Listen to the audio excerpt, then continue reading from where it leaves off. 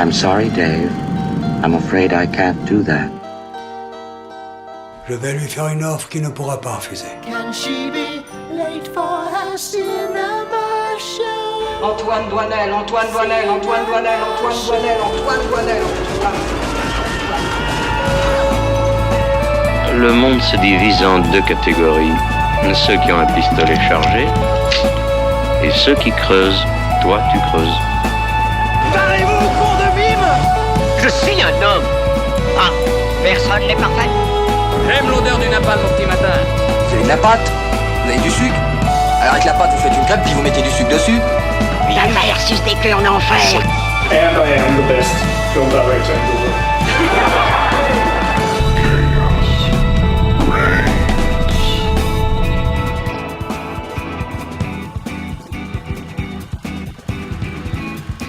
Bonsoir à toutes et à tous et bienvenue dans The Cinema Show sur Radio Campus Montpellier. Je suis ravie de vous retrouver pour ce nouvel épisode. On débute février sous les meilleurs auspices puisqu'aujourd'hui sort le nouveau Paddington et ça me met en joie. Tous les mercredis, vous le savez, on se retrouve pendant 1h30 pour débriefer l'actu ciné de la semaine et ce soir, j'ai avec moi ma panoplie du petit ours préféré des Anglais. Pour commencer, celui qui me protège du froid glacial avec des news du tonnerre, mon imperméable bleu, Maxime. Comment ça va ? Ça va très bien et toi ? Ça va. Ouais. Bon, moi j'ai pas trop hâte de Paddington du coup, je suis désolé. Moi. J'ai pas vu les films d'avant. En plus, mais voilà. J'ai pas vu les films d'avant. Mais voilà, qu'est-ce que je te dis ? Voilà. Ouais. Ensuite, mon petit Bob rouge qui me tient chaud à la tête par son intellect foisonnant, Valentin. Oh. Comment ça va ? Ça va très bien, merci. Bah de rien. Cette discussion. Et bien sûr, j'ai mon petit parapluie jaune qui me fait une bulle de bonheur grâce à son quiz bien huilé. J'ai nommé Hugo. Ça va ? Ça va très bien. C'est février, c'est la période où on bouffe des crêpes, des gaufres et des bugnes, donc moi ça me va très bien. Ouais, moi aussi j'adore ça. Ah là. Et enfin, la touche finale, ma succulente tartine de marmelade, réconfort garanti. Oksana, comment ça va ? Bah écoute, très bien, je suis très heureuse d'être de la marmelade, donc ça me va très bien. Franchement, c'est la cerise sur le gâteau, comme on dit. Bah tu me flattes, tu me dragues. Exactement. Et qu'est-ce que quoi ? J'ai très beaucoup de mal ce soir, le premier qui me juge, ça va très mal se passer. Hein. Qu'est-ce que je cache dans ma valise en cuir ? Eh bien, à la réalisation de l'émission, Yanis, bien sûr, et à la vidéo, notre Simon. Salut, vous deux. Ce soir, nous débattrons sur 3 films. Un parfait inconnu de James Mangold, Le jardin zen de Naoko Ogigami et La pivoleuse de Robert Guédiguian. Après les débats, nous aurons le plaisir d'écouter l'interview que Robert nous avait accordée au Cinémed. En fin d'émission, Hugo présentera le quiz de la semaine, puis nous terminerons comme le veut désormais la tradition par les recos de l'équipe. Sans plus attendre, Maxime ouvre le bal, c'est donc parti pour les news. Now, Buffalo's #1 news team. Good evening and welcome to Eyewitness News at 6. I'm Susan Ortega. And I'm Evan Baxter and here's what's making news. Sans plus attendre, on entame cette page de news avec notre traditionnel mercato de la semaine. Commençons avec le prochain film de Ruben Östlund, réalisateur suédois ayant remporté à 2 reprises la Palme d'Or à Cannes. C'était en 2017 avec The Square, puis en 2022 avec Sans filtre. Les têtes d'affiche de son prochain long métrage étant déjà connues comme Keanu Reeves, acteur emblématique de la saga John Wick, mais aussi Kristen Dunst, qu'on a pu apercevoir dans l'excellent Civil War, qui est sorti l'année dernière, et je dis pas ça parce qu'il était dans mon top 10, ou bien encore Daniel Brühl, qu'on avait pu voir briller dans le film Rush. Pour accompagner tout ce petit monde, d'autres noms comme Nicholas Braun, Samantha Morton ou encore Tobias Menzies ont été annoncés il y a de cela un petit moment. Mais si ce film a refait surface, c'est parce qu'un autre acteur vient de rejoindre ce casting, à savoir Connor Swindells, acteur révélé dans la série Sex Education sur Netflix et qu'on a notamment pu voir dernièrement dans le film Barbie de Greta Gerwig. Le film de Ruben Östlund s'appellera The Entertainment System is Down et la sortie est probablement attendue pour 2026. On enchaîne le casting avec le casting du doublage de la série animée Astérix Obélix Le Combat des Chefs qui vient d'être dévoilé il y a peu de temps et qui nous annonce un retour triomphal de la licence du plus vaillant des Gaulois. En même temps, ça va être difficile de faire pire que l'immonde Astérix Obélix L'Empire du Milieu réalisé par Guillaume Canet qui avait largement mérité sa place de flop 1 de l'équipe TCS de l'année 2023. Pour ce grand retour du petit guerrier moustachu, c'est bien évidemment Alain Chabat qui sera aux commandes de la série, lui qui nous avait déjà offert l'excellent Astérix Obélix Mission Cléopâtre, mais il sera également la voix d'Astérix dans la série. On retrouvera également Gilles Lelouch en Obélix, Laurent Lafitte en Jules César, Thierry Lhermitte en Panoramix, Géraldine Nakache en Bonne Mine, Grégoire Ludwig en Arbre à raccourcix ou encore Anaïs de Moutier en Metadata. Sont aussi annoncés Alexandre Astier qui nous avait offert les excellents Astérix le domaine des dieux et Astérix le secret de la potion magique, mais aussi David Marseille, Jérôme Commandeur, Fred Testo, Jeanne Balibar ou encore Grégory Gadebois. Tout ce petit banger qui se prépare est attendu dans les prochains mois de l'année 2025 sur Netflix. On termine le mercato de la semaine avec un choix de casting qui a fait parler de lui ces derniers jours, mais pas forcément en bien. Le film Hors la loi, retraçant le parcours de l'avocate féministe et franco-tunisienne Gisèle Halimi durant le procès de Bobigny, est actuellement en préparation. Ce film se déroulant en 1972 mettra en scène toute l'affaire de ce procès jugé comme l'un des plus importants en matière de droits des femmes en France, puisque pour rappel, ce dernier voyait sur le banc des accusés 5 femmes. L'une d'elles s'était faite avorter illégalement après avoir subi un viol, tandis que les 4 autres, dont sa mère, étaient jugées complices de cet, entre grosses guillemets, odieux acte de choisir quoi faire de son propre corps. Ce procès résonne dans l'histoire judiciaire française comme ayant permis un éveil des consciences dans la classe politique du pays, permettant la dépénalisation de l'avortement en France en 1975. La polémique créée par ce film réside ici dans le choix de l'actrice pour jouer Gisèle Halimi, à savoir Virginie Efira. Certains appellent notamment au whitewashing et dénoncent ce choix de casting alors que beaucoup d'autres actrices tout aussi talentueuses, non blanches, auraient pu être choisies pour incarner l'icône féministe que représente l'avocate. Est-ce qu'il y a une petite news qui vous titille un peu? J'ai une contre-news puisque Lucas a confirmé dans le chat que le 6 avril sera la date de sortie d'Astérix. Donc on l'embrasse. Le 6 avril. Merci beaucoup Lucas. Voilà. Et donc, sinon, Hugo Hugo, une petite news. Il y a quelque chose qui tente. Ah oui, Astérix, globalement. Il n'a rien écouté, sinon. Il était là. Non, mais bon, t'as pas dit, mais le rôle de Jérôme Commandeur, c'est quand même de jouer la mère de César, et ça me fait beaucoup rire. De toute façon, c'est Jérôme Commandeur. Oui, mais le casting me fait un peu envie quand même, bien sûr, même s'il y a des trucs où je me dis, bon, c'est bizarre. Grégoire Ludig en Arbre à raccourcix, par exemple, pourquoi? Oui, ouais, mais ils ont, dans tous les cas, il y a les deux du Balmacho, donc c'est assez impératif. Mais Laurent Lafitte en César, ce genre de choses, ça me fait beaucoup très plaisir. Et Robert Ossoun, je pense que je m'en fous, j'ai jamais aimé un seul de ses films. Ruben, déjà, tu respectes son prénom, non? Ruben. Ah, j'ai compris Robert. Ouais, j'ai compris Robert aussi. Ah, mais merci. C'est vrai que pour le coup, Sans filtre, pour l'avoir vu au cinéma, je l'ai vraiment pas trouvé transcendant. Non, mais je trouve que ça fait vraiment on vit dans une société. Ouais, on vit dans une société. Non. Ruben Oslound, c'est oui. Oui, la seule scène qui était drôle dans Sans filtre, je suis désolé, c'est la scène où ils vomissent dans le bateau. Voilà. C'est faux, tout était bien dans ce film. Moi, j'ai très hâte. J'ai précisé que Hugo te dit d'articuler. L'autre Hugo. Ouais. Ben, on va se calmer, non? Attendez, c'est quoi ces balles perdues là? Je sais pas, c'est le chat, ils sont en feu. Et oui, ils sont méchants, le chat. Oksana, une réaction? Non. Il n'y a rien qui me C'est donne envie. Oksana dans toute sa splendeur, c'est génial. Non, mais après, pour Ruben Oslound, on enchaîne cette page de news, désolé Valentin, avec Disney+. En plus, tu me voles ma réplique. Il n'y a rien qui va. Allez, vas-y Marie. Allez, vas-y, faites comme si vous avez jamais entendu ce qui vient de se passer. On enchaîne cette page de news avec Disney+, qui a décidé d'enclencher la 5e et de coiffer au poteau tous ses concurrents. Si les années 90 ont été le cœur battant de la guerre des consoles entre Nintendo et Sega, les années 2020 vont être celles de la guerre des plateformes de streaming entre Netflix et Disney+. Dans sa course et sa volonté de toujours avoir la priorité sur les programmes à intégrer dans le catalogue de films, la célèbre firme aux oreilles de souris vient de frapper un grand coup dans la chronologie des médias en France. En effet, la plateforme Disney+, ainsi que le cinéma français viennent de signer un accord sur le financement et la diffusion des œuvres cinématographiques françaises et européennes. En échange d'un investissement de 25% de son chiffre d'affaires net annuel généré en France dans la création d'œuvres au cinéma à échelle européenne, la plateforme de vidéo à la demande accède à une réduction de son temps d'attente entre la sortie d'un film au cinéma et son apparition sur Disney+, passant de 17 à 9 mois. Pour rappel, dans la chronologie actuelle, Canal+ et OCS ont accès aux œuvres sorties au cinéma 6 mois après, Netflix 15 mois après, Amazon Prime 17 mois après, et il faut attendre 22 mois pour la diffusion des films à la télévision. Prenant une avance considérable sur le grand N rouge, son rival de toujours, Disney+ risque bien de lancer des hostilités dans la chronologie des médias et il n'est pas impossible de voir les autres plateformes réagir d'ici peu pour rattraper leur retard. Qu'est-ce que vous pensez de ce coup de poker de Disney+? Je peux te laisser parler, Valentin, si tu veux. Ah, merci. Non, mais j'ai entendu justement cette news cette dernière semaine et en fait ça provoque beaucoup de conséquences par rapport à ça parce qu'il y a Canal+ qui entre guillemets menace justement son soutien en France en disant que si Disney+ justement il passe à 9 mois, bah du coup ça crée une concurrence avec Canal+ qui était partenaire avant, donc ça crée aussi des rivalités encore constantes. Et donc c'est de savoir si comme il y a eu un accord qui est déjà traité, est-ce que Canal+ va encore continuer de soutenir le cinéma français comme il a pu le faire avec autant de millions, ou s'il y aura une régression justement des fonds de soutien. Donc c'est vraiment cette conséquence-là qui m'inquiète beaucoup dessus.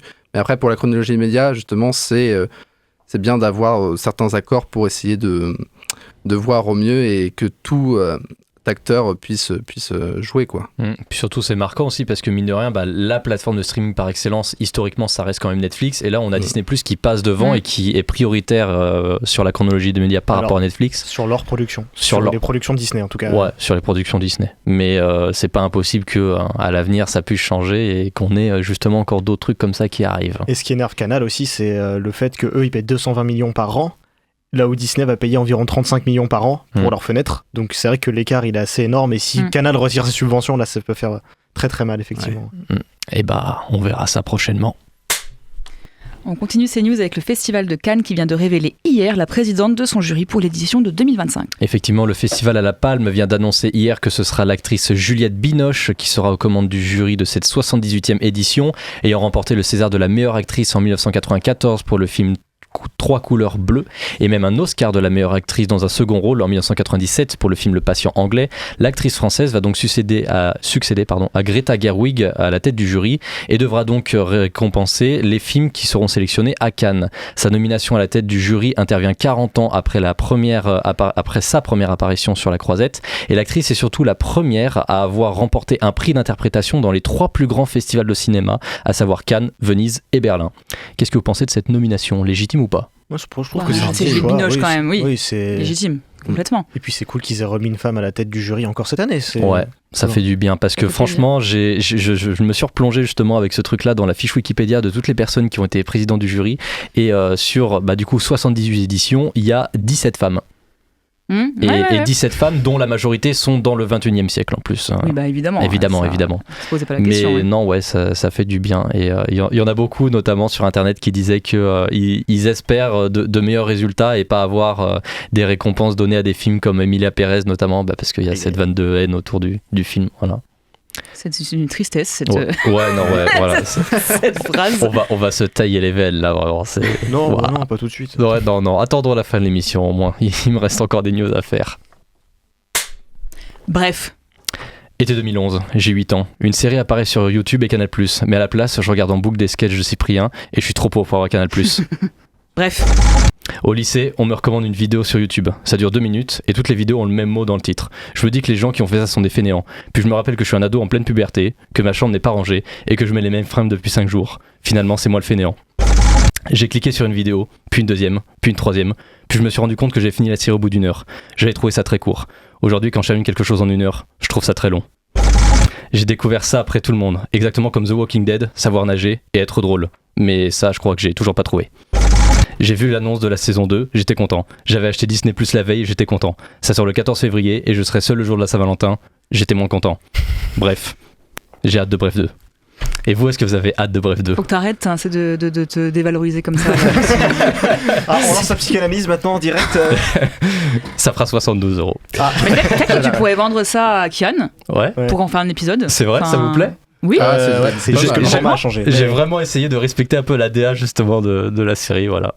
C'est très problème d'axe que tu viens de dire, on avait compris. Mais je suis content parce qu'en fait, j'ai Disney+ depuis peu de temps et j'ai vu que Bref est sorti, donc j'ai maté l'intégrité de Bref. D'ailleurs, profitez-en, petite astuce que je vous donne. Vous pouvez regarder Bref sur Disney+, vous aurez pas les pubs de YouTube parce que sur Disney+, le format est trop court pour insérer des pubs, même avec les options de pub. Et vous pouvez aussi installer Adblock sur YouTube.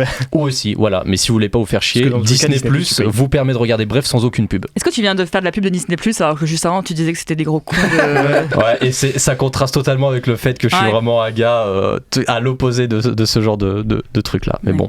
Pour revenir à ce que tu disais, moi j'ai très hâte, parce que j'aime beaucoup la série Bref.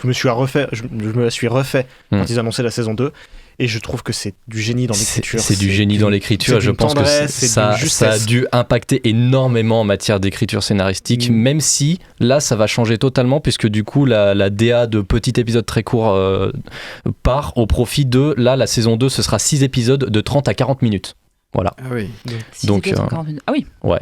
Mais, pas mal le format, mais par contre, il y aura justement beaucoup plus de contenu dans un épisode, beaucoup plus de personnages, voilà. Et donc, on aura évidemment le retour de tous les personnages caractéristiques de la série, d'autres caméos encore plus, voilà.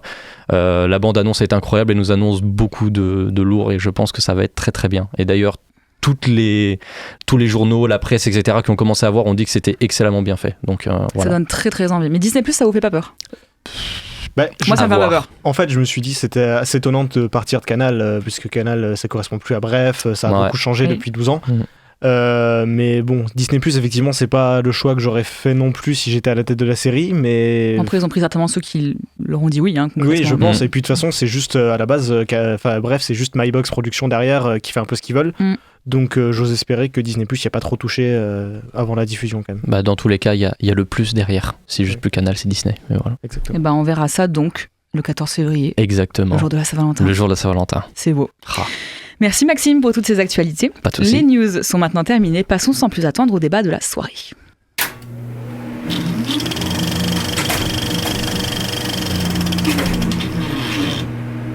Ce soir, l'équipe et moi-même allons débattre de 3 films, Un parfait inconnu, Le jardin zen et La pivoleuse. Et on commence par le nouveau film Rock'n'Roll de James Mangold. Après son Johnny Cash, que vaut son Bob Dylan? Réponse après la bande-annonce. I want to tell you a little story. A few months back, my friend Woody Guthrie and I, we met a young man. He dropped in on us out of nowhere and he played us a song. In that moment, we got a feeling we were getting a glimpse of the future. Oh, where have you been, my blue-eyed son? Oh, where have you been, my darling young one? I stumbled on the side of 12 misty mountains.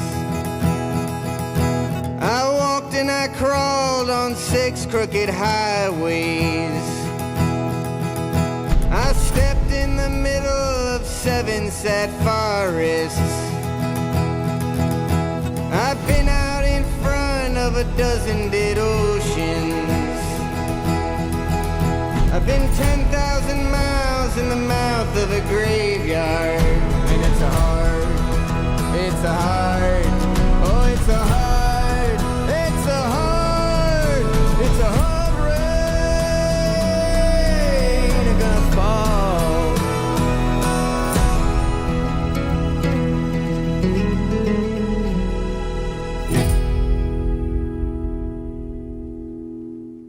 That's all I got so far. Good start.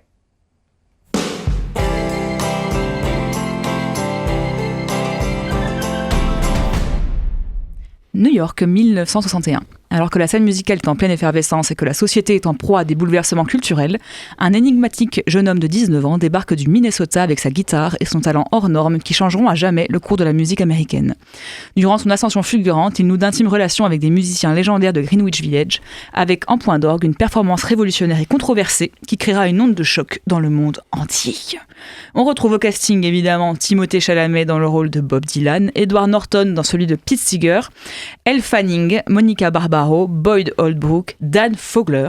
Valentin, à toi l'honneur. Qu'as-tu pensé d'Un parfait inconnu? Eh bien, Un parfait inconnu de James Mangold, j'ai beaucoup apprécié le film, beaucoup apprécié ce biopic. Après Walk the Line, que j'avais beaucoup aimé aussi, où il reprenait la vie de Johnny Cash. C'est toujours compliqué dans un biopic de parcourir la vie d'un artiste mondialement connu. Et donc là, ils ont essayé d'adapter un roman et donc de prendre ce choix de ces années 1961 jusqu'à 1965, il me semble. Et donc, par là, ouais. Ouais. Et donc, franchement, j'étais vraiment sceptique par le choix de Timothée Chalamet quand il était annoncé au casting.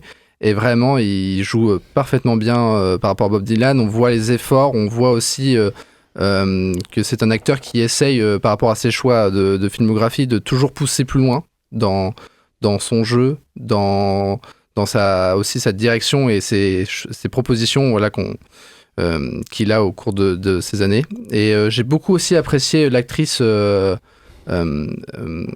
Barbaro, ouais, exactement, voilà, Monica Barbaro, ouais. dont je trouve que la complexité de son personnage avec la vie de Bob Dylan est assez bien retranscrite. Et donc, par rapport au film, je trouve qu'il est bien aussi mis en scène et c'est vraiment un chouette film. Ça donne envie aussi d'écouter Bob Dylan encore plus et c'est un film que je pense que je reverrai prochainement. Puis il faut quand même souligner la préparation très intense qu'a eu Timothée Chalamet pour jouer et chanter. Il disait dans une interview quand même qu'il a commencé 5 ans auparavant l'apprentissage de la guitare pour ce film, pour pouvoir parfaitement jouer et chanter. Parce que ça fait un moment qu'il traîne, j'avais vu traîner. Oui, c'est assez dingue le temps que ça a pris. Donc c'est lui qui chante toutes les chansons et qui joue. Ça, je suis pas sûre de moi, mais j'imagine que oui. On me parle dans l'oreillette et je comprends pas pourquoi on me parle. Ah, à cause du Covid, ça a été décalé. D'accord. C'est toujours la faute du Covid. Toujours l'excuse, même excuse. Ouais, j'avoue, là, franchement, c'est abusé. Tous les mêmes. Bah, Maxime. Moi, je vais être bien plus contrasté, voire même plutôt négatif, contrairement à ce qu'a dit Valentin. Bah, t'es de mauvaise foi quand même. Ouais, ne vous engueulez pas, s'il vous plaît. Il y a des films que je peux aimer quand même. Mais là, pour le coup, j'ai vraiment eu un problème avec ce film. Déjà, quand tu parles, on a l'impression que t'es saoulé de fou. Bah, au fait, c'est un peu l'état d'esprit dans lequel j'étais quand j'ai vu le film et de la manière dont je l'ai un peu subi, au fait. Après, c'est sûr que si t'enchaînes 4 films dans la journée. Ouais, faut arrêter de faire ça. Alors, il y a des films que j'ai enchaînés, mais là, pour le coup, vraiment, c'était le seul film que j'ai vu de la journée et Simon est témoin parce que j'ai passé la journée avec lui. C'est peut-être pour ça d'ailleurs que j'étais de mauvaise humeur. Et voilà, pourquoi tu poses des questions aussi non, mais que dire sur le film moi, au fait, je trouve ça vraiment dommage que dans la bande-annonce, on nous vend vraiment un Bob Dylan qui est en mode un peu rebelle, qui se rebelle justement contre toute l'industrie musicale qui l'embarque et qui le cadre et lui fixe des limites. Et au fait, dans le film, on le retrouve juste à la fin, en fait. Ce personnage justement qui décide de faire tout ce qu'ils veulent pas que lui fasse. Il a d'ailleurs cette phrase, c'est il aimerait devenir tout ce que les autres veulent pas que lui soit. Bah justement, en fait, ça on le retrouve uniquement dans la scène de fin du film, qui pour moi est à peu près la seule bonne scène du film. T'es dur. Ouais, je suis peut-être dur, mais c'est comme ça que je l'ai vécu. En tout cas, vraiment, j'ai eu un gros problème. J'ai eu un gros problème avec Timothée Chalamet aussi. Moi, j'ai eu un problème. Non, tu peux pas dire ça. Vraiment, son rôle il a les lunettes de soleil, vas-y, il fait un peu bad boy, etc. Puis quand il les enlève, il a ses yeux déprimés, on a l'impression qu'il va se tailler les veines devant la caméra à tout moment. Mais j'étais en mode, mais achevez-le, par pitié, qu'on en finisse. Peut-être que Bob Dylan était comme ça. Oui, c'est exactement ça. Ouais. Peut-être qu'il était comme ça, mais ouais, moi, au fait. C'est contre Bob Dylan que t'as un problème, en fait. Non, peut-être, je sais pas.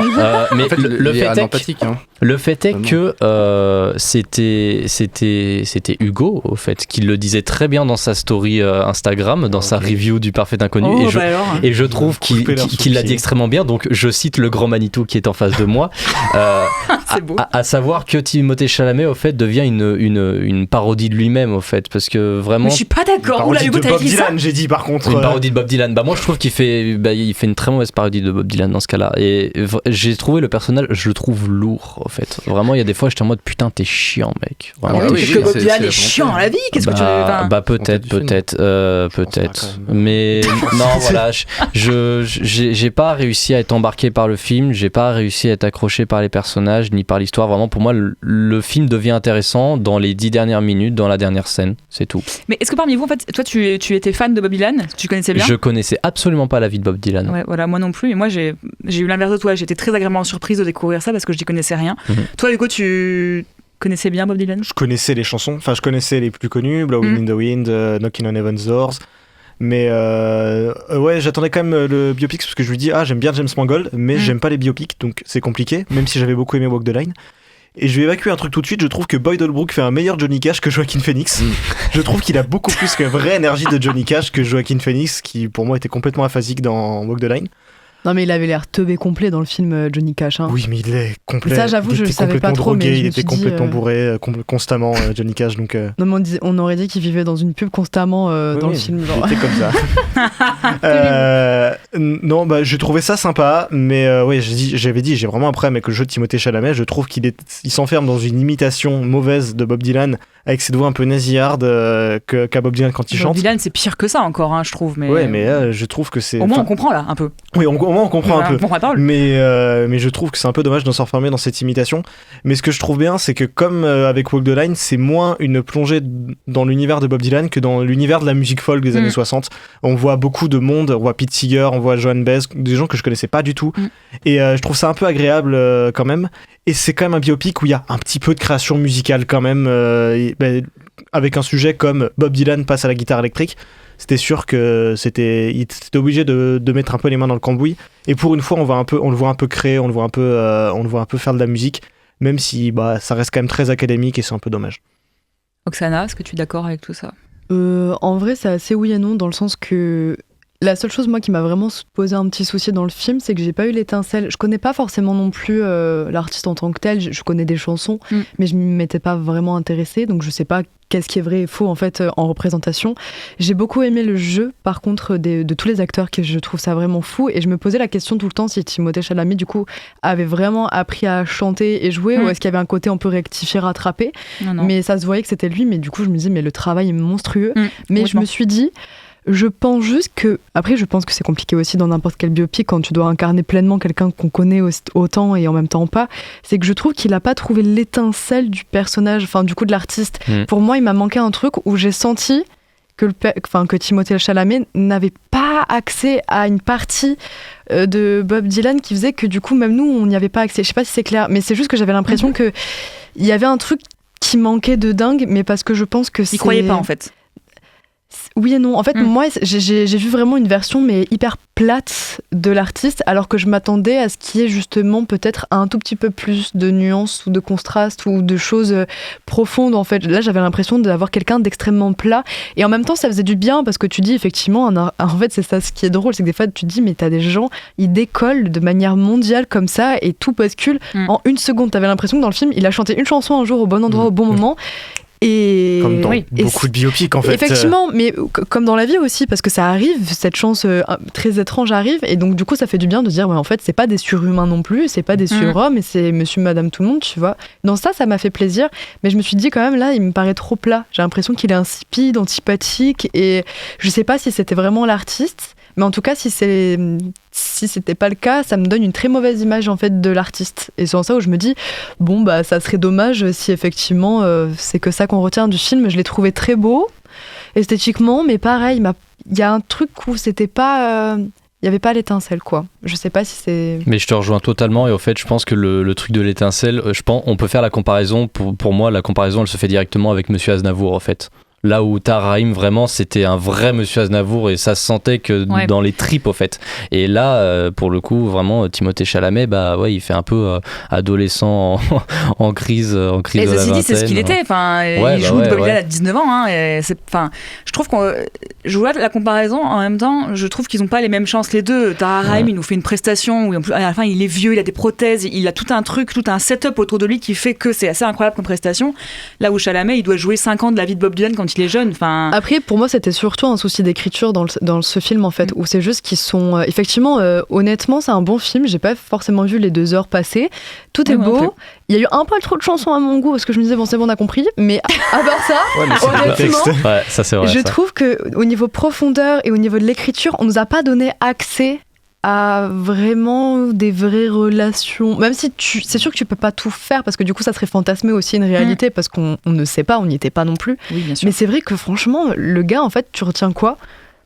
Pas grand chose, quoi. Enfin, t'as l'impression que c'est une petite coquille d'œuf, qu'il aime bien la musique, et même la transition à la guitare électrique, en fait, elle est arrivée pour moi comme un cheveu sur la langue, et je pense que c'est juste un problème d'écriture, mais pas tant de films. Moi, ça me donne plutôt l'impression que c'est le premier volet d'une grande saga. Oui, je suis d'accord. Parce qu'on parle quand même de quelqu'un qui est déjà toujours en vie, donc c'est sûr que c'est un autre travail que de parler de quelqu'un qui est décédé depuis plusieurs années, et qui a eu tellement de phases différentes dans sa vie que tu peux pas en faire qu'un seul film, c'est sûr. Et je pense que le fait qu'il soit encore en vie, qu'il y ait eu tout ça, il a été prix Nobel de littérature, c'est quand même assez étonnant comme ligne. C'est vraiment résumé à une ligne à la fin sur un carton. Il l'a eu il y a quelques années, et on parle de ses 19 ans, forcément, il y a un écart assez grand entre ces deux versions-là. Ça mériterait en fait d'en faire une saga. Mais pour qu'on voit tout. C'est pas le premier biopic sur Bob Dylan, il y avait eu un par Todd Haynes il y a quelques années. Et c'était justement un biopic qui s'amusait de fragmenter comme ça la vie de Bob Dylan à des moments clés, avec plusieurs acteurs différents qui interprètent le personnage, dont Cate Blanchett. Et moi, je l'ai pas vu, mais il paraît que c'est beaucoup plus respectueux de ce pour se donner un ordre d'idée de ce qu'est Bob Dylan plutôt qu'un biopic plus classique comme ça. Après, ça a été respectueux dans le sens qu'honnêtement, moi, c'est moi qui l'ai trouvé antipathique, mais honnêtement, il y a rien eu justement de problématique dans le film où il y a rien. En fait, ils se sont pas trop mouillés et je trouve que là où ils se sont axés, ce qui est bien aussi à prendre, c'était même pas tant sur l'artiste en tant que tel, c'était surtout sur le fait que, en fait, on arrête d'idéaliser aussi les grands artistes parce que du coup, t'avais l'impression que tu pouvais devenir pote avec chacun des grands noms et ça fait du bien aussi de les rendre humains et de les remettre en fait dans ce monde-là. Et moi, j'ai trouvé ça super chouette dans ce film-là pour ça parce que du coup, en fait, t'avais pas l'impression que c'était axé autour d'un homme qu'il fallait encore une fois mettre sur un piédestal. Au contraire, c'était sa part d'ombre et de mystère que même personne ne pourra connaître et on la lui laisse. Et c'est pour ça que j'étais assez contrastée au début parce que j'arrive pas trop à me positionner sur ce film. Et justement, au niveau du respect, je trouve qu'on y est de fou malade en fait. Parce que justement, on lui fait porter pas plus que ce qu'on voyait. Et c'est plus honnête que de chercher et triturer. Enfin, voilà. Tout à fait, je vois ce que tu veux dire, je suis d'accord. Bon, écoutez, vous vous ferez une idée en allant le voir. Tout simplement, puis vous nous direz ce que vous en aurez pensé. Avant de passer à la suite des débats, je vous propose de marquer une petite pause musicale aux côtés de notre cher Timothée Chalamet, puisqu'on s'écoute tout de suite sa reprise de Like a Rolling Stone dans Un Parfait Inconnu, chanson emblématique de Bob Dylan.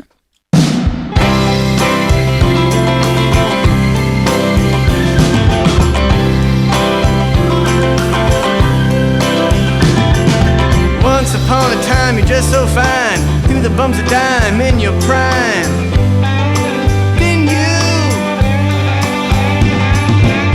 People call, say beware doll, you're bound to fall. You thought they were all kidding you. You used to laugh about everybody that was hanging out. Now you don't talk so loud. Now you don't seem so proud about having to be scrounging your next meal. How does it feel? How does it feel to be on your own with no direction home? A complete unknown, like a rolling stone.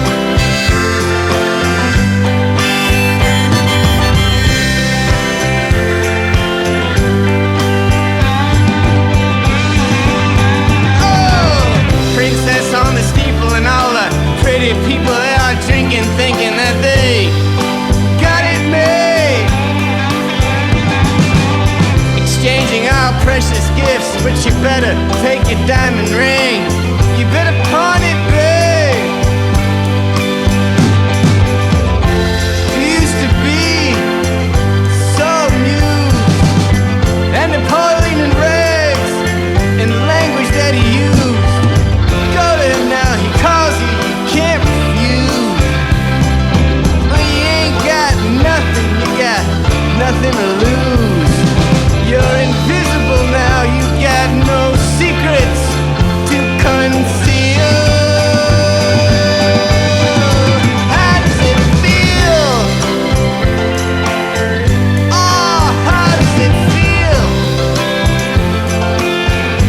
to be on your own with no direction home, like a complete unknown, like a rolling stone.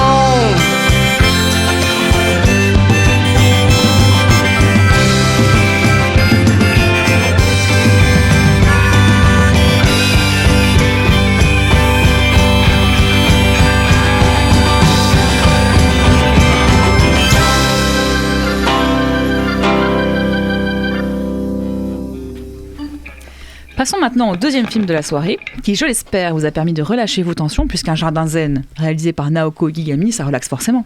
Ou pas. Bande annonce.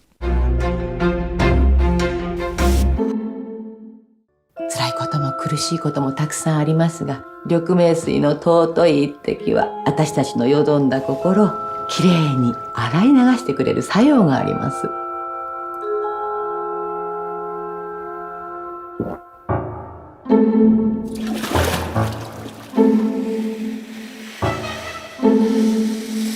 卵1個割れてるから半額にして。新しいものをご用意しますね。あんた分かんない人はね、もうこのままでいいって言ってるの。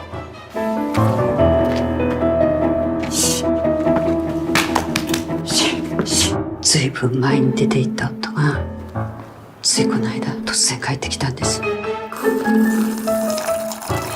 今さら受け入れられなくてさっさと追い出しちゃうの。がんだって 2,3 度こうやって頭や体にかけるだけ。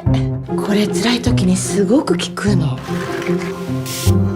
お友達連れてくるんだったら先に言っといてくれないとびっくりしちゃうでしょ。お母さんよろしくお願いします。仕返しなんてしていいんですか。いい、私が許す。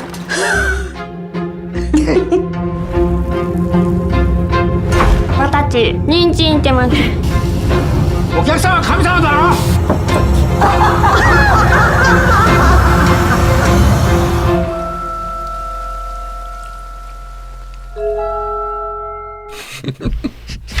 Je ris parce que j'ai vu ma tête apparaître.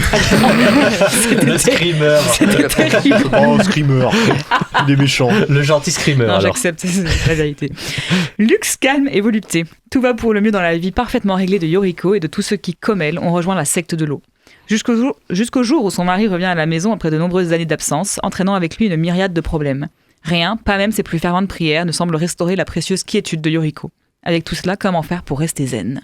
On retrouve au casting Mariko Tsutsui dans le rôle de Yoriko, Anna Kino dans le rôle de Mizuki, mais également Akira Emoto, Tamae Ando, Noriko Eguchi. Maxime, je te donne la parole. Qu'est-ce que tu as pensé du film? Alors déjà, je suis impressionné parce que tu as prononcé tous les noms sans écorcher. Ce que je te jure, j'avais un stress, tu peux pas savoir. J'aurais été incapable de ne pas écorcher un prénom. Que dire du film? Moi, je pense que je suis peut-être celui qui a le plus apprécié le film. J'ai vraiment eu un petit coup de cœur pour ce film-là. Parce que je trouve que déjà, on va poser les bases, il est drôle. Moi, j'ai vraiment rigolé à plusieurs reprises et la salle qui était avec moi, et d'ailleurs il y a Valentin aussi qui était dans la même séance, peut confirmer que la salle était plutôt hilar. C'était une salle où justement on se prenait pas trop la tête et justement c'était good vibe et les vannes marchaient bien. Il y a de l'humour assez subtil, il y a des dialogues qui sont extrêmement bien écrits et qui du coup font qui déclenchent le rire assez facilement parce que parfois ça même titille un peu vers l'humour noir, c'est très très bien fait. Mais je pense que pour moi, ce qui fait le charme et la beauté de ce film, je trouve que c'est la critique qu'il fait de la facilité avec laquelle les gens sont capables de tomber dans le fait de se faire manipuler ou de tomber dans le sectarisme au fait dès qu'il y a quelque chose qui ne va pas forcément dans leur vie ou qu'il y a eu un événement traumatisant. Donc là en l'occurrence c'est la disparition de son mari et il y a aussi, on en parle au début du film justement, il y a l'événement à Fukushima justement qui fait qu'il y a toute une peur panique autour de ça et donc du coup cette femme va se réfugier dans cette espèce de secte qui vénère de l'eau minérale. Alors c'est très très drôle parce que j'imaginais le truc fait en France avec une petite mamie qui vénère des bouteilles d'Évian, mais non, franchement c'est très très bien fait, c'est très drôle. Je trouve que aussi il y a une bonne esthétique, je trouve que c'est bien filmé, c'est une bonne image, il y a un petit peu de poétisme aussi, notamment vers la fin du film, je trouve. Scénaristiquement, c'est bon. Non, franchement, c'est un bon film. J'ai été agréablement surpris parce que je pensais pas l'aimer à ce point. Voilà. C'est beau ce que tu dis. Est-ce que quelqu'un est d'accord avec lui ou on ouvre les hostilités? Pareil. J'étais agréablement surpris. Et c'est vrai qu'il y a beaucoup d'humour noir aussi dans le film. Et un truc je trouvais que c'est un peu dommage, c'est qu'au début on parle des eaux contaminées et en fait ça revient pas tellement dans le film. C'est d'actualité d'ailleurs. C'est carrément d'actualité, Enfin, il peut y avoir un enjeu par rapport à cela et pas du tout. Et effectivement, il y a beaucoup l'esthétique de la pluie, de l'eau qui revient dans ce film. Et il y a vraiment aussi un mélange des genres que j'ai trouvé, notamment pour une scène, si vous avez vu le film, dans la tour d'Osaka, où notamment elle voit des hallucinations ou apparitions. Et en fait, c'est tout un truc où le film joue sur la psychologie interne d'un personnage. C'est ça que j'ai beaucoup aimé, et notamment par rapport à cette famille qui est en fait déconstruite Et en fait, finalement, par la fin, par rapport à un événement, va essayer de se reconstruire pareillement et essayer de s'extirper en fait des conditions familiales et justement de la secte aussi, qui est une seconde famille, mais qui passe au premier plan en fait pour le personnage principal. Et c'est là aussi les dilemmes en fait, du respect, de la foi, de la croyance. Et j'ai beaucoup aimé ce film, Le Jardin Zen. Mais effectivement, on n'est pas très zen au début de ce film. Ouais, c'est très sombre. Par contre, à la fin, ça commence à... Il y a la lumière qui vient. Et justement, le dernier plan est très bien mis en scène par rapport à ces plans de grue et une sorte de plan séquence. En tout cas, je vous recommande le film. Oksana, je crois que t'es pas tout à fait d'accord. Oulala. Non, en vrai, écoute, j'arrive pas à avoir d'avis.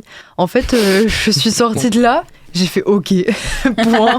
Genre, olé quoi. Enfin, genre, elle a dit ça à la fin du film, ça m'a fait rire. Olé. Ouais, bah tout pareil quoi. Enfin, je sais pas. Non, en vrai. Est-ce que c'est une jolie référence au cinémètre d'ailleurs? Oui, c'est sûr, quoi, c'est ça. Inconsciemment, ouais, peut-être. Non, mais honnêtement, je sais pas. En vrai, oui, j'ai adoré le plan de fin. Il y a des moments où tu fais ha. Mais pas deux fois quoi. Le rire condescendant. Ouais. Non, mais juste genre c'est marrant mais pas, enfin, je sais pas, genre c'est pas condescendant. Ouais, c'est le ah ok c'est drôle. Ouais genre ah ouais. Voilà c'était condescendant. Non mais non c'était bien, il y avait des bonnes idées. En vrai franchement. Ouais, non, moi, je m'enfonce. L'esthétique était sublime. Ouais. Oui. C'est bien, c'est une bonne chose. Hein. Ah, après, voilà. Lucas dit Oksana aujourd'hui elle est en mode full hate. Oui. Non, mais j'ai rien contre. Attendez un peu, vous verrez la suite. Pour les vannes, je peux te rejoindre, mais c'est vrai que t'as certaines vannes. Je pense que si j'étais tout seul à voir le film, j'aurais pas forcément autant ri que s'il y avait pas eu les gens à côté de moi dans la salle. J'ai pas rigolé en vrai. Genre il y a s'il y a une scène au tout début justement avec Claude, je pense que vous voyez de quoi je parle. Oui, voilà. oui. Là ok, c'était marrant. Non. Mais c'est pas revenu et j'étais très triste. Après il y a plein de choses en fait auxquelles je suis passée à côté dans le sens que le côté secte de l'eau, c'était hyper drôle, ça m'a rappelé Club Zero, du traumatisme, ouais. Mais justement, je trouve que c'était trop, enfin en même temps c'était bien dosé, en même temps c'était un peu trop soft et en même temps l'autre pélo il arrive à part se couper les orteils dans la poubelle, pourquoi faire, tu vois, oui, là, il avait des problèmes, mais genre il y avait plein de trucs qui manquaient en même temps. Après j'avais envie de le taper, donc finalement ça marchait bien. Comme la protagoniste, c'est totalement ça avec la boule de. Mais parce que c'est normal aussi, derrière tous les personnages de ce film ils sont imparfaits et voire même ils sont tous exécrables, mais non, moi j'aime bien la femme, faut que je me remette en question. Non. mais pour l'humour, je trouve qu'il y a vraiment un truc qui marche extrêmement bien dans le film et qui vraiment se démarque en termes d'humour, c'est la relation qu'a justement cette femme-là avec sa collègue, au fait, qu'on voit à plusieurs reprises, notamment dans le sauna, etc.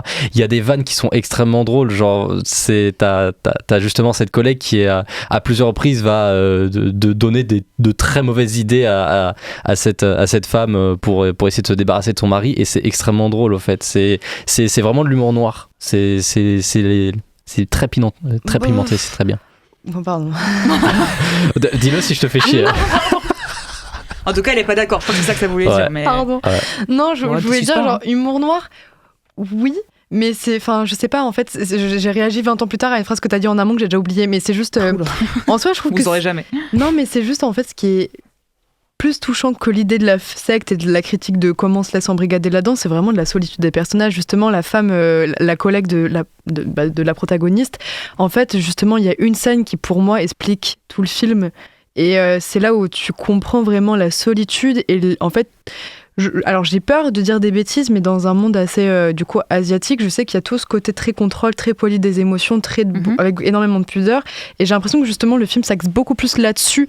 Et à quel point il y a tout le conflit interne lié à tout ça et les choses qui ne se disent pas. Et ça, c'était hyper intéressant. Après, l'humour est au service de ça pour moi, mais enfin, voilà. Après, j'ai pas la suite, là, je suis fatiguée. Mais Wow. Bon bah écoutez, tout ce que je peux vous dire, c'est aller voir. T'inquiète pas, même. Oksana, il reste encore. Puis... On a fait la moitié de l'émission, donc bientôt c'est l'heure de la sieste. C'est l'heure de la sieste bientôt. Un tout petit peu d'énergie encore et après on est bon. Pardon. Allez voir le film et puis pareil, vous me direz ce que vous en avez pensé. Est-ce que Hugo, il a envie de voir le film du coup ou pas? Ouais, oui, j'avais pas l'information que c'est une comédie, donc peut-être ça peut me faire envie effectivement. Et... Ah, tu nous diras. Voilà, je trouve le temps, mais on va essayer. On termine ces débats avec le nouveau film de notre cher Robert Guédiguian. La pie a-t-elle volé votre cœur ou votre temps ? Réponse après la bande-annonce. Votre courrier. Et les bulots, ils sont où? Ben, ils sont là. Vous pourriez me signer des chèques d'avance? Je me suis servi du dernier. J'ai fait toutes les courses. Merci, ma belle. Je mets la monnaie dans le compte potier. Combien il reste sur le compte? Il n'y a plus rien. Tu as recommencé à jouer?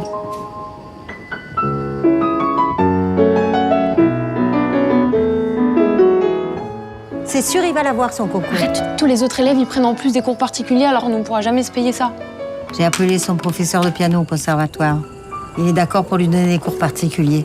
Mais tu le payes comment? J'ai pris du travail en plus. Oh, tiens. Bonjour, papa. Tu veux prendre l'apéritif? J'ai l'habitude de m'occuper de ses affaires. Est-ce que vous pouvez me dire pour qui il loue ce piano? Oui, bien sûr. Madame Jourdan? C'est moi? Ce que je veux, c'est savoir pourquoi mon père loue ce piano pour vous. T'as recommencé comme avant? C'est pour le petit. Qu'est-ce que tu lui donnes à part le piano? Je vous demande de pas porter plainte. On remboursera tout à votre père. Cette femme, faut l'empêcher de nuire. Peut-être qu'elle fait ça chez d'autres vieux. Tu mets plus les pieds chez Moreau. Fais-toi remplacer, raconte n'importe quoi. J'aimerais que tu arrêtes de travailler chez les hommes qui sont seuls. C'est vraiment bête ce que tu dis. Mais ça me touche beaucoup. Et votre petit-fils, le piano, il progresse? Oui, oui. J'y prends des cours particuliers avenue du Prado. Il est jeune, il a le temps.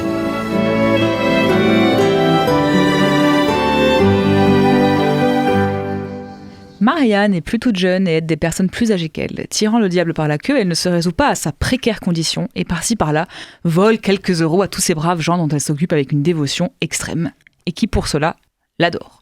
Pourtant, une plainte pour abus de faiblesse conduira Maria en garde à vue. On retrouve au casting Maria Ariane Ascaride. Évidemment, nous sommes dans un film de Robert Guédillan, mais également Jean-Pierre Daroussin, Gérard Mélan, Grégoire Le Prince Ringuet et encore Marie-Lou Ossillou. Oksana, bah c'est toi qui commence. Super. Qu'est-ce que t'en as pensé? Bah, en réalité, je crois que c'est le film que j'ai préféré des C'est pour trois. ça que je t'ai fait commencer, hein, je t'avoue. Hein. Ouais. Voilà, bon. Évidemment, ça fait sens. Mais non, mais c'est vrai. En fait, c'est juste que c'est le genre de film où tu passes un bon moment avec le sourire aux lèvres. C'est pas niais du tout, mais t'as le sentiment niais du cœur qui te fait un petit câlin. Tu vois ce que je veux dire? Genre, t'es en mode tu fricotes Oui, bien très avec bien, toi-même. Enfin, c'est trop bien. Non, mais ça va, au milieu de la semaine, là, c'est dur. Non, je trouve que c'est hyper poétique et qu'on entre tellement en empathie avec les personnages. Je trouve qu'il est hyper fin sur comment dire, les choses du quotidien qui pourraient être entre guillemets banales, les petits mots de tous les jours, et puis surtout les petites pensées qu'on n'avoue pas ou les petites impulsions qu'on fait jamais et qu'on rêve tous de faire ou qu'on s'imagine faire à leur place. Et en fait, ils tournent ça avec tellement de poésie, tellement de douceur que en fait, t'en veux à personne. Même dans les cas un peu où ça déborde entre mari, femme, nanana, en fait, tu peux pas leur en vouloir. T'as juste une immense bonté et je trouve que ça remet tellement du... ça y est, je sors les grands mots. Mais tu sors tellement d'humanisme en fait avec ce film-là que je trouve ça hyper doux. Et c'est pour ça que je l'ai mis en top 1 parce que les personnages sont hyper bien construits, super attachants. Et ils se cachent pas du tout dans leur part d'ombre entre guillemets. Et justement, en fait, t'embrasses un peu... ces défauts du quotidien, ces défauts des gens qu'en général on a du mal avec, quoi. C'est pas français ce que je dis, mais l'intention est là. Si, c'est compréhensible en tout cas. Voilà. Donc non, franchement, j'avais vu qu'il y avait quelqu'un qui avait cité comme ça, enfin pas d'ici, mais quelqu'un qui avait dit que c'était un conte populaire assez lumineux, tout ça. Et on ne dit pas des choses aussi intelligentes ici. Non, mais vous auriez pas flatté un film comme ça en le qualifiant de conte lumineux, populaire, social.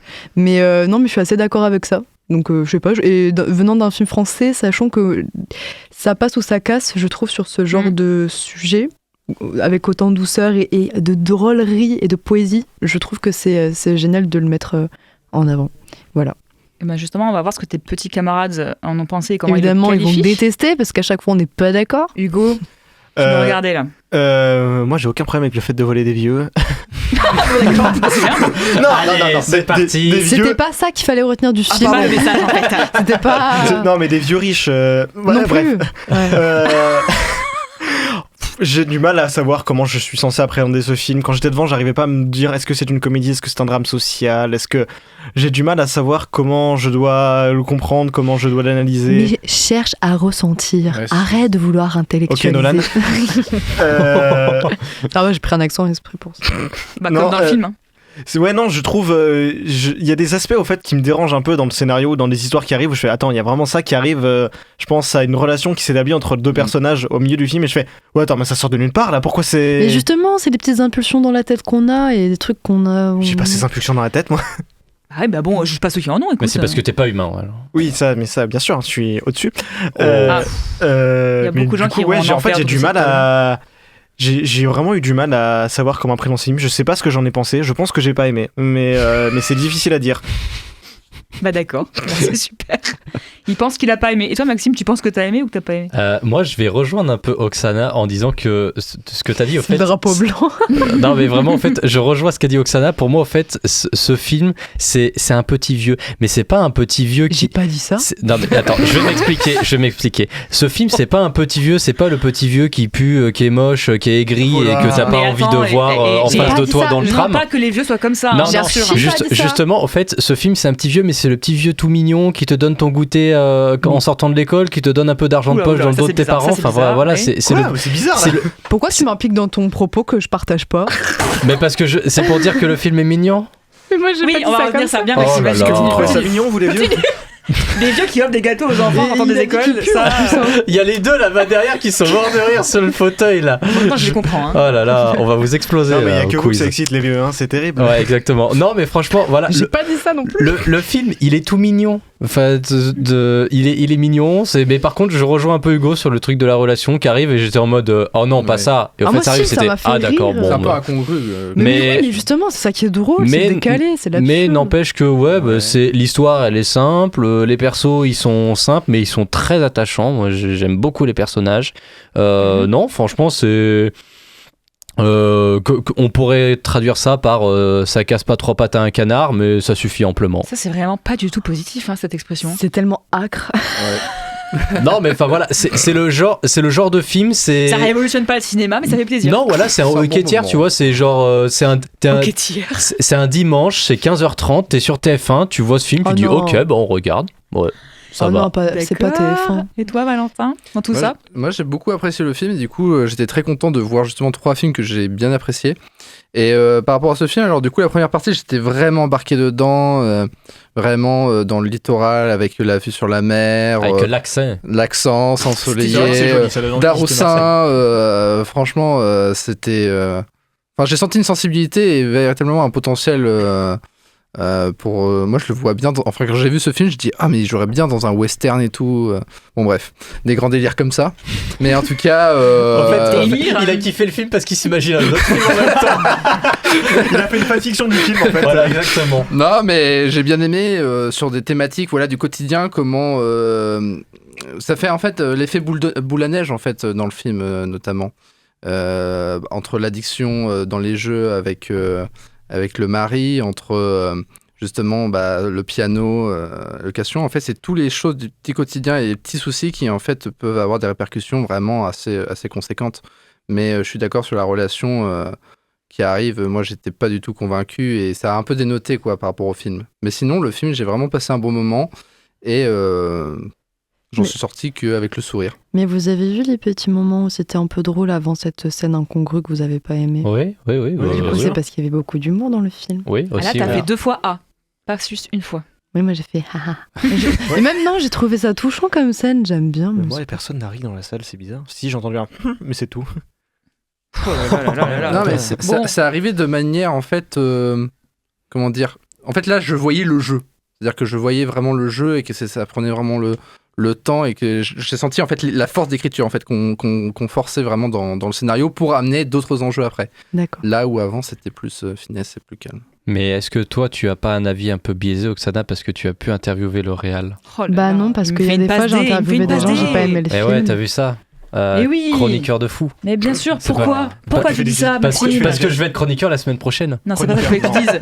Pourquoi? Parce qu'on n'en a pas fini avec La Pivoleuse, puisque nous avons interviewé effectivement son réalisateur Robert Guédiguian durant le Cinémed. Une interview exclusive qu'on s'écoute tout de suite sur Radio Campus Montpellier. Can she be late for her On va interrompre un instant la musique, mais nous avons un invité de marque que j'aimerais accueillir comme il se doit. Alors aujourd'hui, nous sommes très heureux de vous accueillir ici pour cette interview. Donc pour ceux qui nous écoutent, on accueille Robert Guédiguian pour son dernier film, La Pie voleuse. On sait que vous êtes un grand habitué aussi du coup du Cinémed. Vous avez été président du jury en 2018, si je dis pas de bêtises. Vous êtes venu l'année dernière pour votre dernier film Et la fête continue. Et aujourd'hui, du coup, vous présentez La Pie voleuse. J'étais venu en 1981 pour mon premier film. Ah oui. C'était... Il y a une éternité, c'était pas encore le Quorum, n'existait même pas. C'est un petit peu votre seconde maison finalement, le Cinémed. Oui, J'allais vous poser quel était votre rapport avec le Cinémed, mais du coup c'est très convivial. Oui, je suis l'évidence, je connais les fondateurs, je viens d'en croiser un là d'ailleurs, qui est toujours là, l'autre a disparu hélas. Pitiot, je veux dire, là je viens de rencontrer Talva, Pierre Mbizana est un ami, enfin je connais tous les gens qui sont ici depuis le début. Oui. J'étais au début avec eux. Voilà. Vous êtes un petit peu un des piliers fondateurs finalement. Ok, est-ce que du coup je peux vous demander la genèse un petit peu du film La Pie voleuse? Oui, c'est allé très vite, vous savez, c'est simplement, j'ai appris que quelqu'un autour de moi, mon chef monteur d'ailleurs pour tout dire, avait une dame comme ça qui s'occupait de sa maman, une dame, ce qu'on appelle une aide à domicile. Et il a appris qu'elle était plus ou moins soupçonnée parce que le fils d'une autre dame dont elle s'occupait avait porté plainte d'avoir piqué un peu d'argent dans le portefeuille, quoi, voilà, et d'avoir fait quelques faux chèques et tout ça. D'accord. Et bon, lui, il ne s'est jamais plaint de cette femme, il aimait beaucoup, ça fait 30 ans qu'elle était avec sa mère. Et d'un coup, ça, simple idée-là qu'il m'a raconté pendant qu'on montait le film précédent, je me suis dit, tiens, il y a un sujet. Et c'est parti de là. Donc en fait, vous vous inspirez souvent des histoires que vous avez entendues ou que vous avez vues. Pas fait de la réalité que vous avez vue. Souvent, enfin, ça donne une espèce d'une sorte de...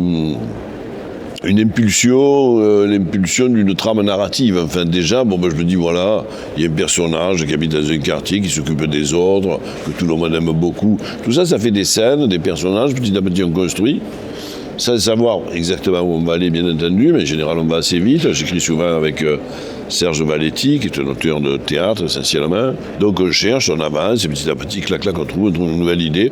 On va parfois où les personnages nous amènent alors qu'on ne s'y attendait pas. Mais c'est dans le réel en général que l'étincelle arrive, oui. Ok. Et du coup, est-ce que à partir de cette base qui est réaliste, vous avez d'autres inspirations? J'ai vu dans votre film que vous parliez de Victor Hugo aussi, enfin vous le faites parler du moins. Est-ce que vous avez d'autres inspirations que vous avez en amont ou elle vient pendant que vous décidez de réaliser le film? Oui, mais même, on est même surpris parce que étrangement, si vous voulez, si on écrit, il faut à la fois... On a toujours le sentiment de l'extérieur, les spectateurs, le public, que l'écriture est une chose extrêmement maîtrisée. Or, il faut énormément de spontanéité, de laisser aller pour écrire. C'est-à-dire il faut laisser arriver des idées toutes seules, des idées qui sont à l'intérieur de nous. Dans les idées qui arrivent comme ça et qui arrivent à la surface, qui viennent affleurer et qu'on récupère, ce sont celles-là qu'on écrit. Il y a aussi des citations, il y a aussi des influences, il y a évidemment des choses qui se passent dans la réalité, des choses qui se passent dans notre entourage, des choses qui se passent dans nos vies. Au moment où on écrit, on peut avoir perdu un être cher, on peut avoir vécu un mariage heureux, on peut avoir eu un enfant qui a réussi le baccalauréat. Enfin, c'est des choses qui... On est en train d'écrire, il se passe notre vie continue. Donc tout ça vient se mêler à la fabrication de l'histoire en cours. Et donc, comme je vous le disais aussi, des citations, des choses qu'on a toujours aimées. Il peut arriver du Shakespeare, il peut arriver du Victor Hugo, il peut arriver une pièce de Tchekhov, à laquelle on a souvent pensé qu'on aime beaucoup. Enfin, qu'est-ce qui peut arriver, c'est qu'il peut arriver une inspiration venant de là. Et on tire tous ces fils-là.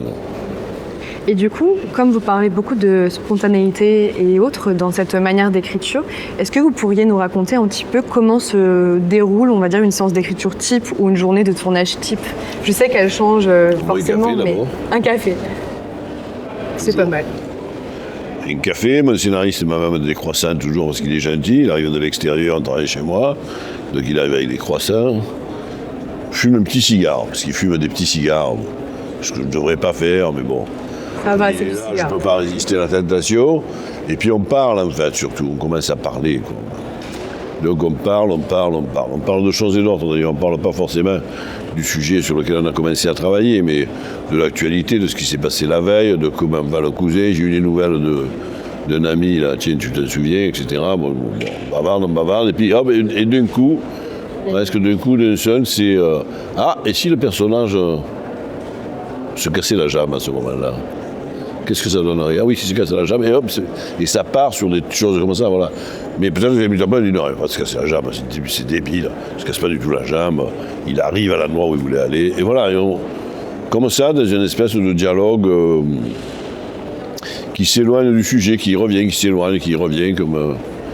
C'est une manière en fait très organique et très vivante d'écrire puisque c'est avec les aléas de l'instant T en fait. Oui, tout à fait. Est-ce que c'est pour ça que vous avez décidé de coécrire parfois avec un auteur de théâtre ou ça s'est fait naturellement? Non, ça s'est fait naturellement parce que c'était quelqu'un que j'aimais beaucoup au théâtre.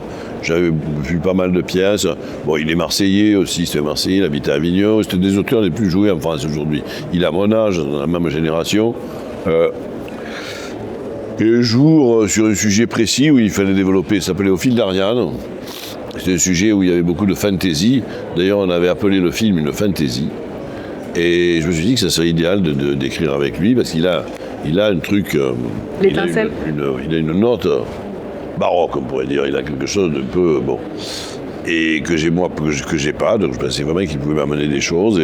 Et depuis, ça a bien fonctionné. Donc depuis, ça fait 5 films que l'on écrit ensemble. Ouais. C'est vrai que sur 24 films, si je dis pas de bêtises, ça fait beaucoup 5 films. Oui, c'est bien. Je sais que vous avez écrit votre film en 6 mois, on va dire, enfin pas si. Vous avez écrit, tourné et la post-prod, tout ça en 6 mois. Oui. C'est bien ça? Oui. Qu'est-ce qui fait que vous avez envie d'autant créer? Parce que pour avoir écrit 24 films et des fois en un temps si court, c'est qu'il y a forcément une énergie, quelque chose qui vous anime de... Oui, on peut dire ça, mais dans ce cas-là, comment dire, dans mon cas, là, c'est une espèce de... c'est une sorte de mode de vie aussi, hein, c'est-à-dire que, bon, après tout, si je me lève le matin et que je vais tourner, en plus je vais tourner avec mes meilleurs amis, mon épouse, mes meilleurs amis, etc., des gens que je connais un peu moins, mais que je connais bien quand même, quelques techniciens, etc., bon... Voilà, puis après on va manger ensemble. En fait, c'est une manière de vivre, hein. C'est-à-dire c'est comme si j'allais à... C'est une espèce... Quelqu'un dans le public hier disait, on dirait un grand artisanat, quoi. Comme un boulanger qui fait du pain. Avec des j'ai entendu ça.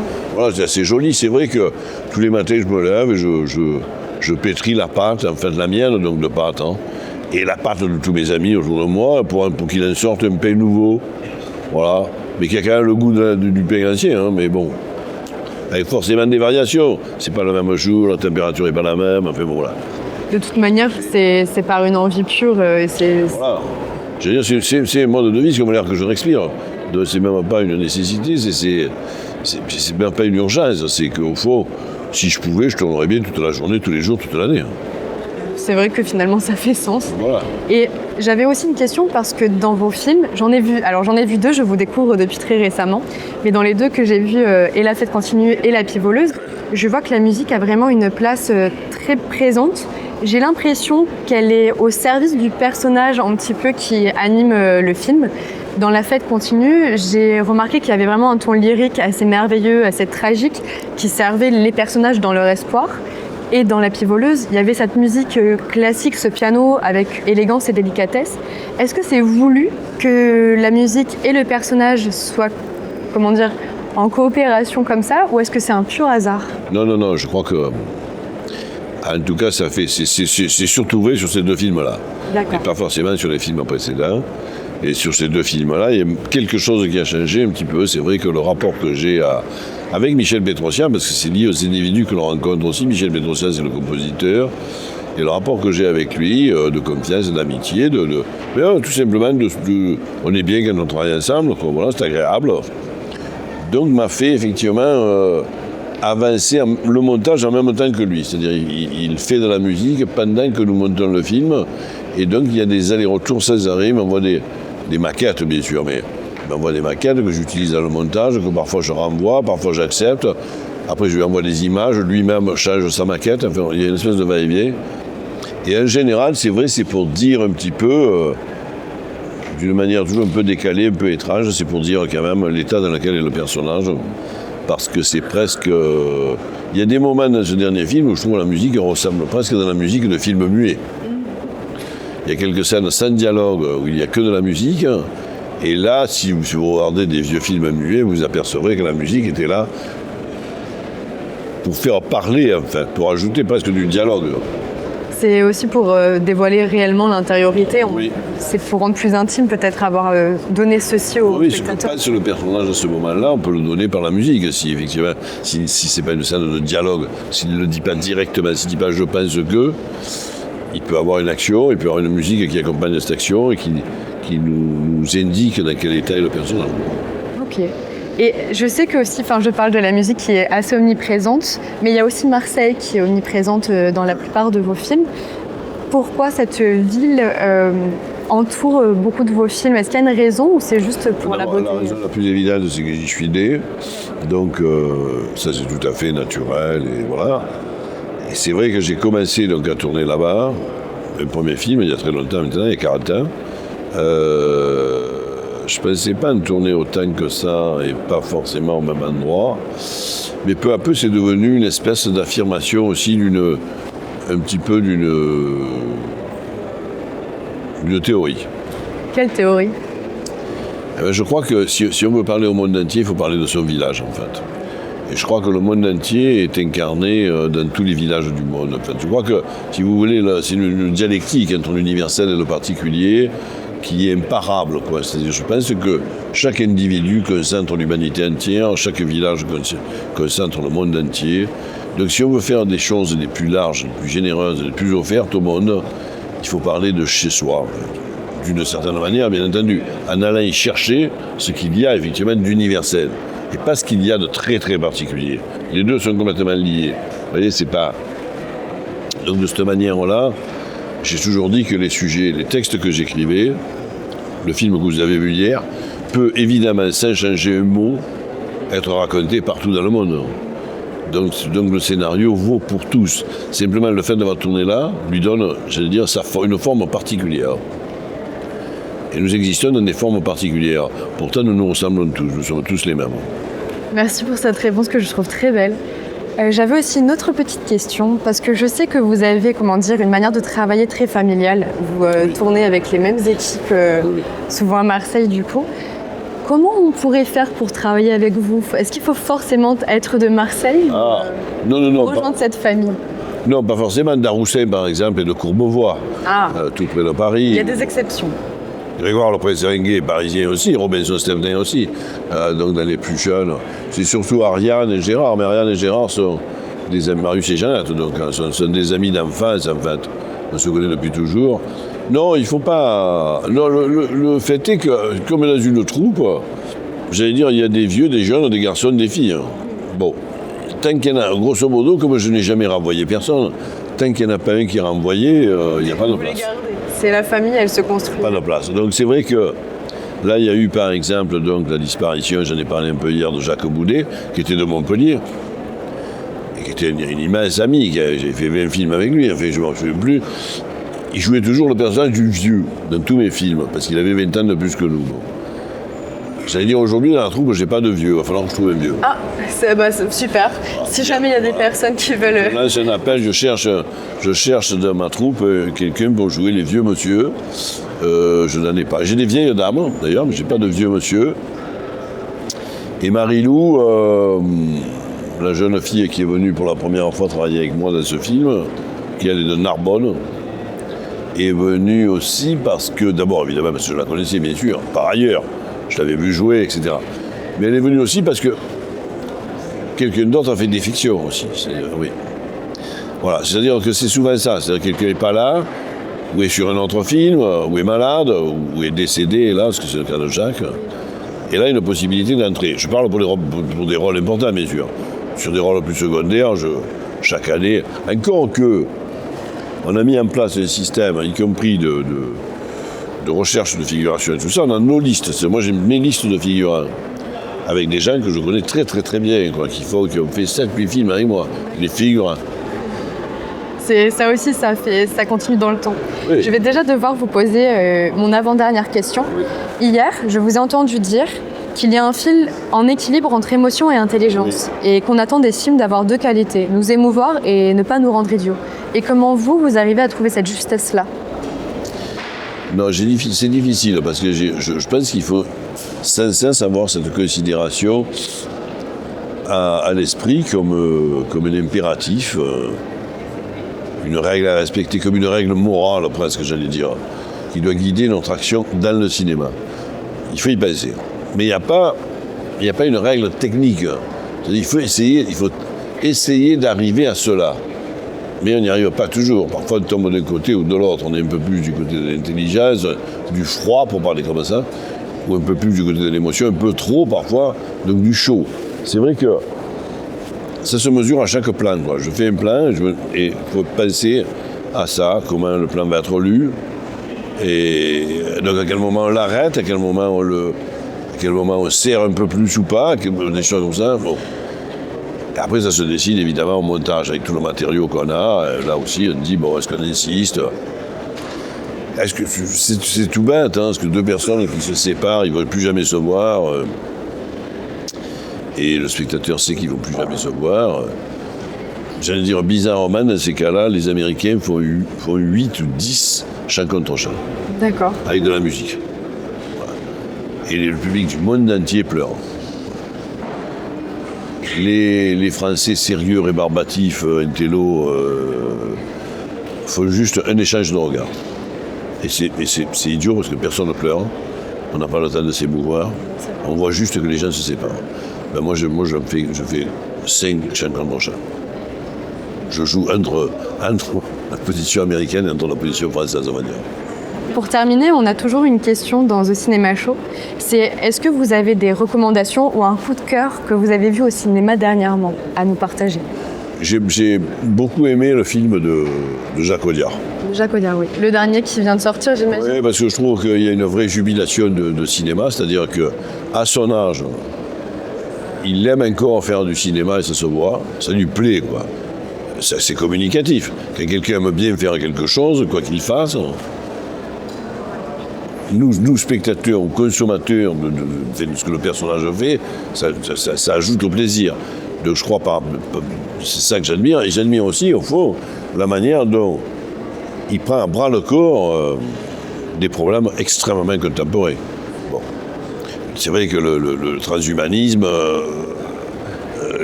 la question de la transsexualité est une question, il y a 15 ans, 20 ans, on n'aurait jamais imaginé qu'elle soit posée avec autant d'acuité aujourd'hui. Bon, donc il prend quand même accord. Et sous une forme étrange, un polar, presque une série B, parfois, il mélange de la comédie musicale, donc il est très libre formellement. Enfin, j'ai trouvé ça extrêmement gonflé, quoi. Et bah du coup, c'est le film qu'on va vous conseiller à vous qui nous écoutez. Sur ce, je vous remercie infiniment d'avoir bien voulu nous répondre à nos questions. Merci à vous. Putain. Maxime. Ah merde, ça s'est entendu à l'antenne. Mais oui. Oh bah je pense qu'il y a des chances. J'étais en train de m'étouffer, pardon. Merci encore à Robert Guédiguian pour cette superbe interview. Il est maintenant temps de passer à ce que vous attendez toutes et tous, le top de la semaine.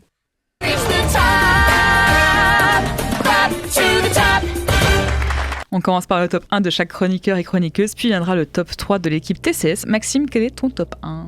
Une nuit au zoo. Oui. Oksana ? La pied voleuse. Hugo ? Compagnon. Valentin ? Un parfait inconnu. Et moi, ce sera également un parfait inconnu. Ce qui nous donne, figurez-vous, en 3e position, nous retrouvons Sing Sing, que personne n'a cité, qui n'était pas au programme. Mais bon, c'est pas grave. En numéro 2, nous retrouvons Une nuit au zoo, qui n'était toujours pas au programme. Et en numéro 1, un parfait inconnu, ce qui sauve le programme de la semaine, finalement. Maxime, tu nous parles vite fait de Une nuit au zoo ? Ouais, alors, c'est grâce à toi qu'il est aussi haut. Donc grâce à moi et grâce à Lucas aussi, oui. Force à Lucas, voilà. C'est le Pout, voilà. C'est pour Pout, voilà. Il faut voir ce film d'animation qui est très très bien. C'est fait par le même mec qui a fait Hellraiser. D'accord. Voilà, pour ceux qui ont la ref. Hein. Et c'est extrêmement drôle, ça reprend beaucoup de codes du cinéma d'horreur, je trouve. Il y a beaucoup de références, notamment à Alien, notamment à tout un tas de films d'horreur qui sont ancrés dans la culture pop. Vraiment, au fait, c'est le film, c'est un peu simple, c'est The Walking Dead, mais avec des animaux dans un zoo, au fait. C'est très très bien fait. Il faut aller voir. Est-ce que quelqu'un d'autre l'a vu ? Non, d'accord. Alors, on passe à Sing Sing. Qui c'est qui peut nous en dire un petit mot ? Il y a que moi qui l'ai vu du coup. Bah oui. Ah bah c'est une question que je pose. Bon, et bah du coup je sais que Jules l'a vu aussi et Jules il peut en dire que du bien et je pense qu'il peut être d'accord avec moi que c'est un peu le je verrai toujours vos visages américains dans le sens où vraiment ça parle énormément, ça traite du sujet du milieu carcéral, de la réinsertion dans la société et donc là c'est pas au travers justement de la rencontre entre les prisonniers et les victimes mais là c'est justement s'exprimer via le théâtre et via justement le jeu d'acteurs et de comédiens. C'est très très bien, c'est très très beau. Surtout c'est le premier film qui est diffusé en même temps et dans les cinémas et en prison. Voilà. Et la plupart des acteurs sont des anciens détenus justement de Sing Sing. Quasiment 80% des acteurs jouent leur propre rôle dans le film et c'est extrêmement bien fait. Voilà. Très bien. Hugo, toi tu as donc vu Companion, je l'ai vu aussi, qu'est-ce que tu peux en dire très vite fait? J'ai beaucoup apprécié, alors c'est un peu dommage si vous faites spoiler le premier twist parce que le film repose un peu intégralement sur ça. Mais notamment ne regardez pas la bande-annonce en fait. Tous les twists reposent sur ce twist, c'est vraiment dommage. Oui. Mais autrement, je trouve que c'est une bonne comédie d'horreur, on rit beaucoup. Faut pas vraiment s'attendre à ce que ça fasse peur, ça fait pas du tout peur, j'ai trouvé. C'est un peu violent. Mais franchement, je trouve que c'est une belle réécriture à la fois de plein de choses de Terminator, de comédie romantique. Donc c'est une belle surprise, n'hésitez pas à le voir. Est-ce que quelqu'un d'autre l'a vu ? Non, moi aussi j'ai assez apprécié, c'était un bon divertissement. Maxime, tu as vu plein d'autres films, je vais juste les citer, tu vas dire un mot dessus. Ok, un mot. Slocum et moi. Bien. Apprendre. Bancal. April. Insupportable. Julie sauter. Il manque un truc, il manque un petit truc. Ça fait beaucoup de mots ça. Hein. Ouais. Voilà, vous avez tout le programme de Maxime de cette dernière semaine. Ou un truc, Est-ce que vous avez vu d'autres films autour de la table ou on peut enchaîner là? Non, c'est bon, moi j'en ai vu 9, c'est pas mal. Normal quoi. Eh ben merci beaucoup pour vos avis. Il est l'heure de passer à nos invités du jour et de recevoir nos amis de Ciné-Campus. Ciné-Campus, un cycle de 5 projections sur le thème de la voix, projeté au cinéma Utopia par les étudiants de la licence cinéma.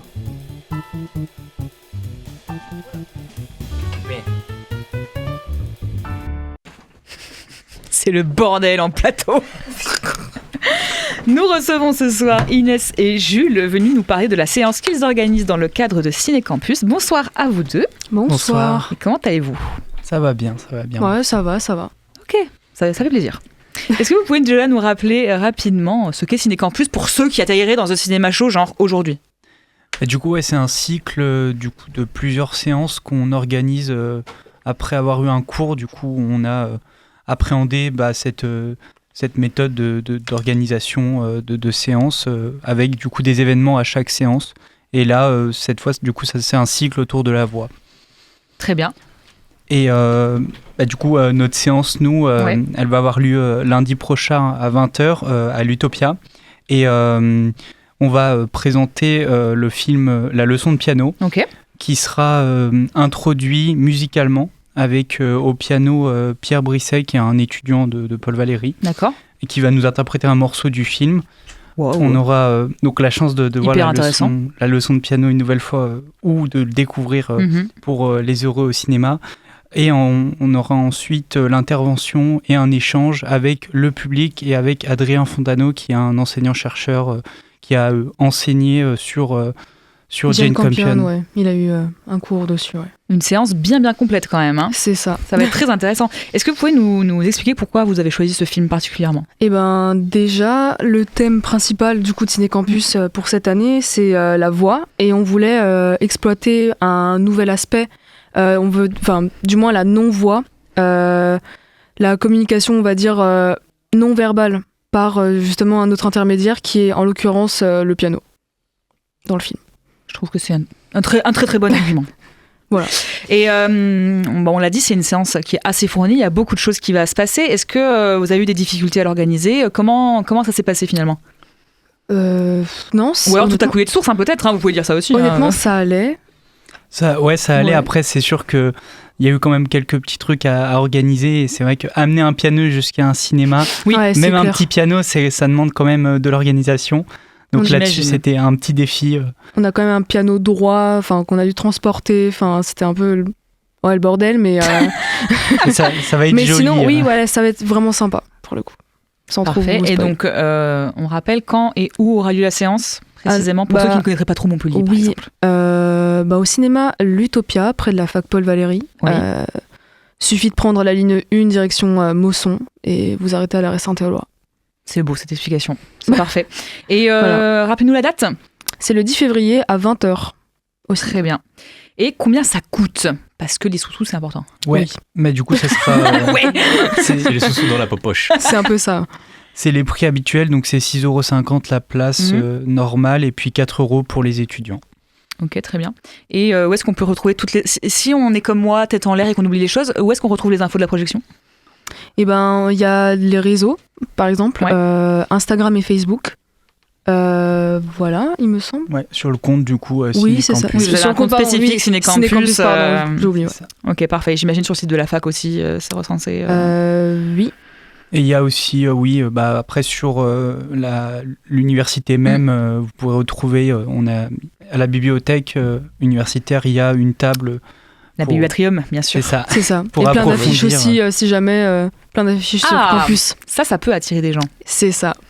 Et là, je vous demande de me donner un argument pour que maximum de monde vienne. La musique en live. Ah, oui, c'est déjà, c'est vrai. C'est merveilleux. Ça me hype de fou, clairement. Franchement, c'est une super idée. Et Bravo. puis le film aussi a rivalisé à une palme d'or égalité, il me semble, avec je ne sais plus quel film. Je pourrais pas dire, mais oui. Je sais plus. Enfin, et la bref. première fois qu'une femme gagne la palme d'or d'ailleurs oui, à Cannes. Oui, surtout. Donc un argument encore en plus. Totalement. Donc voilà. Bah, merci beaucoup d'être venu nous présenter votre événement. Moi, ça me hype beaucoup. J'espère que vous aurez un maximum de monde. Et juste aussi, on rappelle du coup que il y aura encore 3 séances. Derrière par celle-là. la suite, c'est oui. ça. Voilà. Très bien. Donc, on recevra vos camarades. Ça. À partir de mars, il y aura la suite. Et bah super. Et ben on a très hâte d'entendre le reste du projet. Vous restez pour le quiz. Oui, évidemment, bien sûr. Alors sans transition, ce soir, Hugo nous présente le quiz. C'est parti pour le quiz de la semaine. Quel est ce savant, messieurs? Oui, savant de Marseille. Est-ce que Stevely est-il prêt? Je vais répéter la question. Oui, non. Oui. Oui, Frédéric, je ne sais pas. Quel est le prénom de Gnu-Gnu?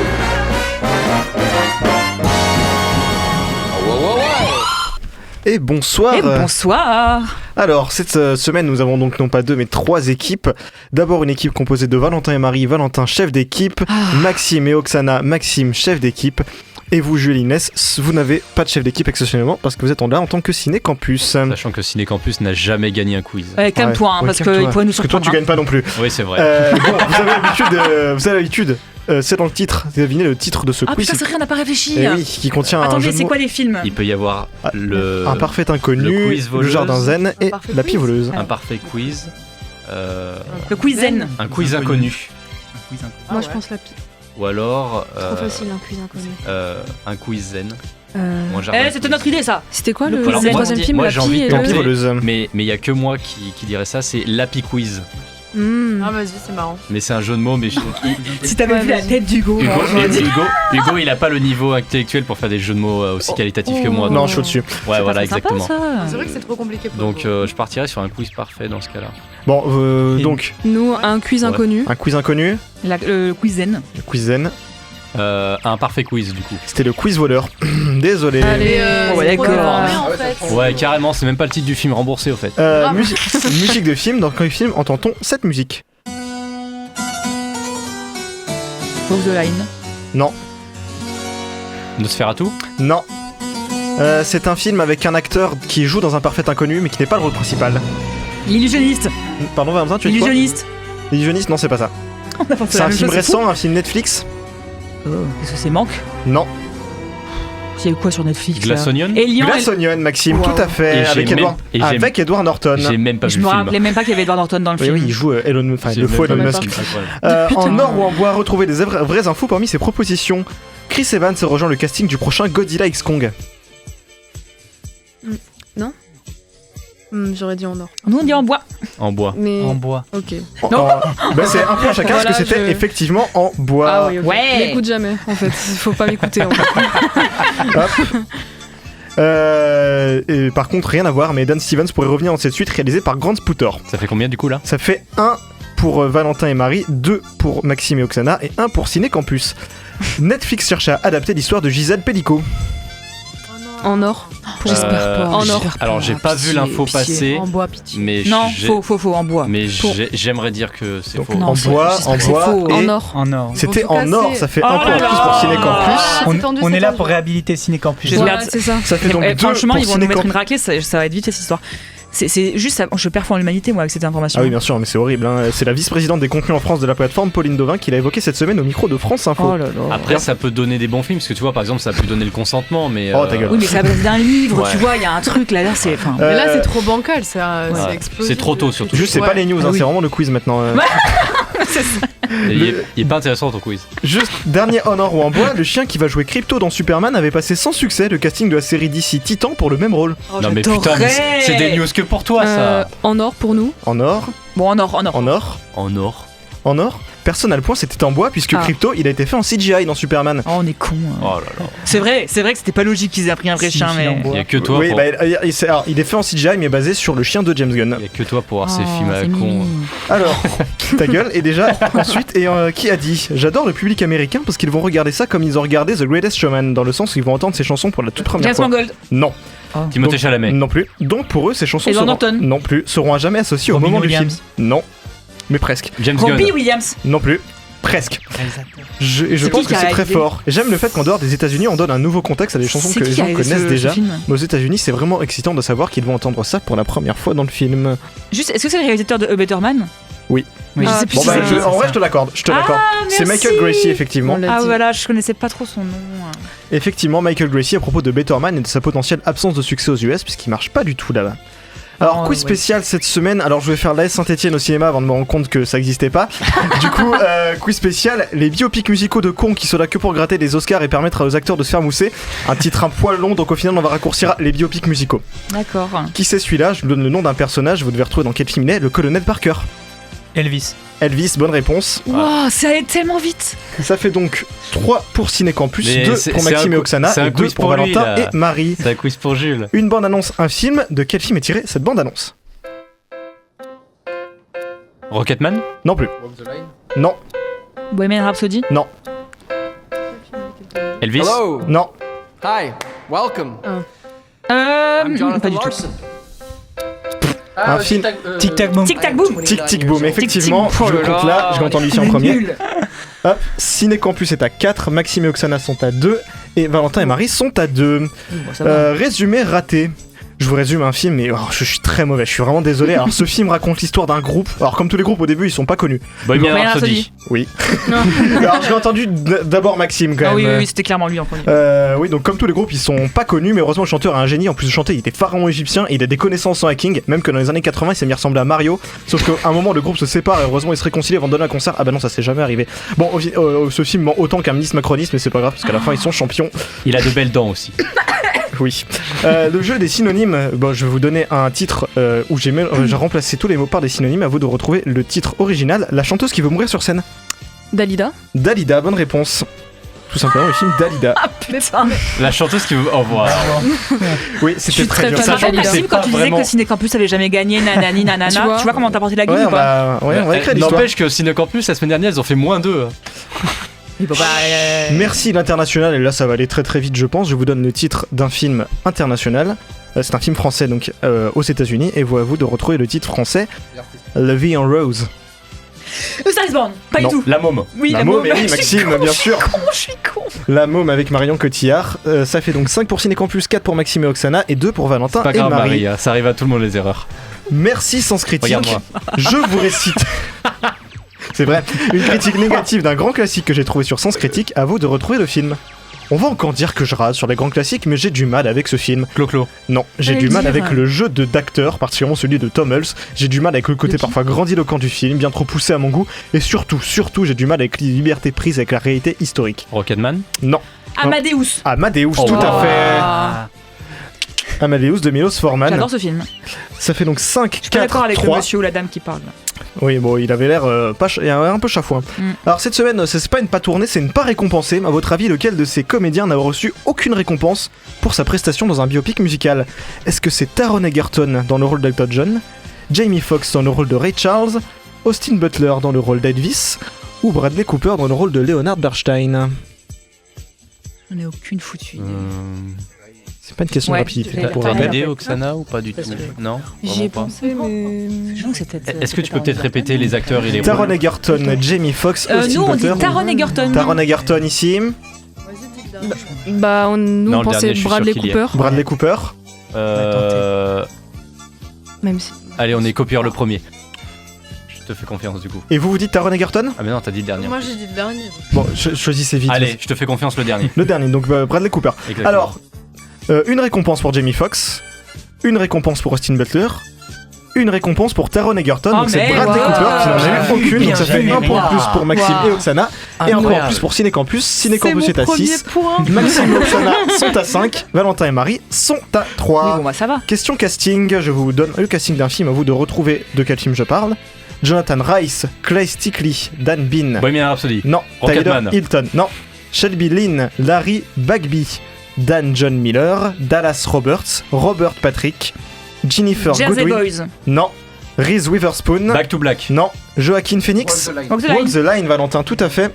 Hop, ça vous fait donc 6 pour Ciné-Campus, 5 pour Maxime et Oksana et 4 pour Valentin et serré. Marie. Musique de film, dans quel film peut-on entendre cette musique? Attention, il y a un petit piège. J'entends entendu Valentin. Radio Brother. Non. Rocketman. Non. The Jersey Boys. Il est possible que c'est un film qu'on ait évoqué, pas dans ce quiz mais dans l'émission. Le film de Tom Hanks. Et oui, le film de Tom Hanks, I Not sur Bob Dylan. Et oui, effectivement, puisque Bob Dylan a interprété lui-même la chanson du film. Alors, on passe à notre duel time de la semaine. Comme nous avons 3 équipes, nous avons 3 thèmes. Et c'est pas souvent, mais Ciné-Campus va commencer puisqu'ils sont en tête. Vous avez le choix entre Plume, Populaire ou Toc Toc. Populaire. pour ma Populaire. part. Populaire. Alors, rien à voir avec Wicked, bien sûr. Lequel La balle perdue. Lequel de ces biopics a la meilleure note spectateur sur Sens Critique? Elvis de Baz Luhrmann, Walk the Line de James Mangold, Rocketman de Dexter Fletcher ou Ray de Taylor Hackford? Ah ouais moi je pensais peut-être plutôt à soit Entrée ou soit Rocketman. Rocketman, non. Non? Non. Moi je tenterais Elvis. Ok, bah je te fais confiance. Elvis. Vous dites Elvis, je note. Alors ensuite, c'est Maxime et Oksana. Il vous reste le choix donc entre Plume ou Toc Toc. Ah, du coup, c'est moi qui choisis, c'est Oui. ça? Plume ou Toc Toc? Waouh. Va pour Toc Toc. Toc Allez. Toc. Qui est là? Eh ben, t'es pas très loin, hein, donc il y a que toi qui peux répondre, Maxime. Lequel de ces biopics a fait le plus d'entrées en France? Elvis de Baz Luhrmann, Walk the Line de James Mangold, Rocketman de Dexter Fletcher ou Ray de Taylor Hackford? Le plus d'entrées en France. Alors, à mon avis, ça doit jouer entre Elvis et Rocketman. Le deuxième, c'est Walk the Line. Walk the Line. C'est le biopic de qui, Walk the Line? Johnny Cash. D'accord. Tu sais qu'on en parle depuis le début de l'émission quand même. Oui, je sais, mais je pense qu'on s'en bat les couilles en France. Pour Si, moi, crûment pas. j'aurais tendance à dire rock. Non, Elvis. Elvis, alors, je note. Et le mec change d'avis Il y a toutes eu les une 3 menace de la secondes. part d'Oksana en même temps. Donc Mais il y a eh que les bien, abrutis qui changent pas d'avis. Valentin, il te reste la question Plume. D'accord. Et elle est simple, lequel de ces biopics a la meilleure note presse sur Allociné? Elvis de Baz Luhrmann, Walk the Line de James Mangold, Rocketman de Dexter Fletcher ou Ray de Taylor Hackford? J'aurais dû prendre le quiz, t'es claqué. Je dirais Walk the Line. Tu dis Walk the Line, très bien, je note. On commence d'ailleurs par vous. Alors, Rocketman est à 3,4. Elvis est à 3,8. Ray est à 4,1. Oui. Walk the Line est à 3,8. Oh, vous perdez putain. 3 points. Donc vous redescendez à 1 point. Bon bah. Maxime et c'est ciao pour Oksana, moi. Oui. vous m'avez dit que C'était Elvis qui avait fait c'était le plus Elvis qui a fait d'entrées. le plus d'entrées. Eh bien, sachez que Walk the Line a fait 272 146 entrées, que Rocketman en a fait 756 965, qu'Elvis a fait 1 204 686, et Ray 1 602 295. Vous perdez donc également 3 points et redescendez à 2 points. Et enfin, Ciné-Campus, La victoire se dessine déjà. Le coup de grâce. vous m'avez Eh dit oui. pour vous, Elvis avait la plus haute note sur Sens Critique. Eh bien, sachez qu'Elvis est à 6,7 sur Sens Critique, que Rocketman est à 6,8, Ray 7,1 et Walk the Line 7,3. De toute manière, on a quand même Vous le plus de redescendez points. donc à 4 points, mais vous remportez ce quiz. Deuxième victoire de Ciné Campus Maxime, en c'était plusieurs années.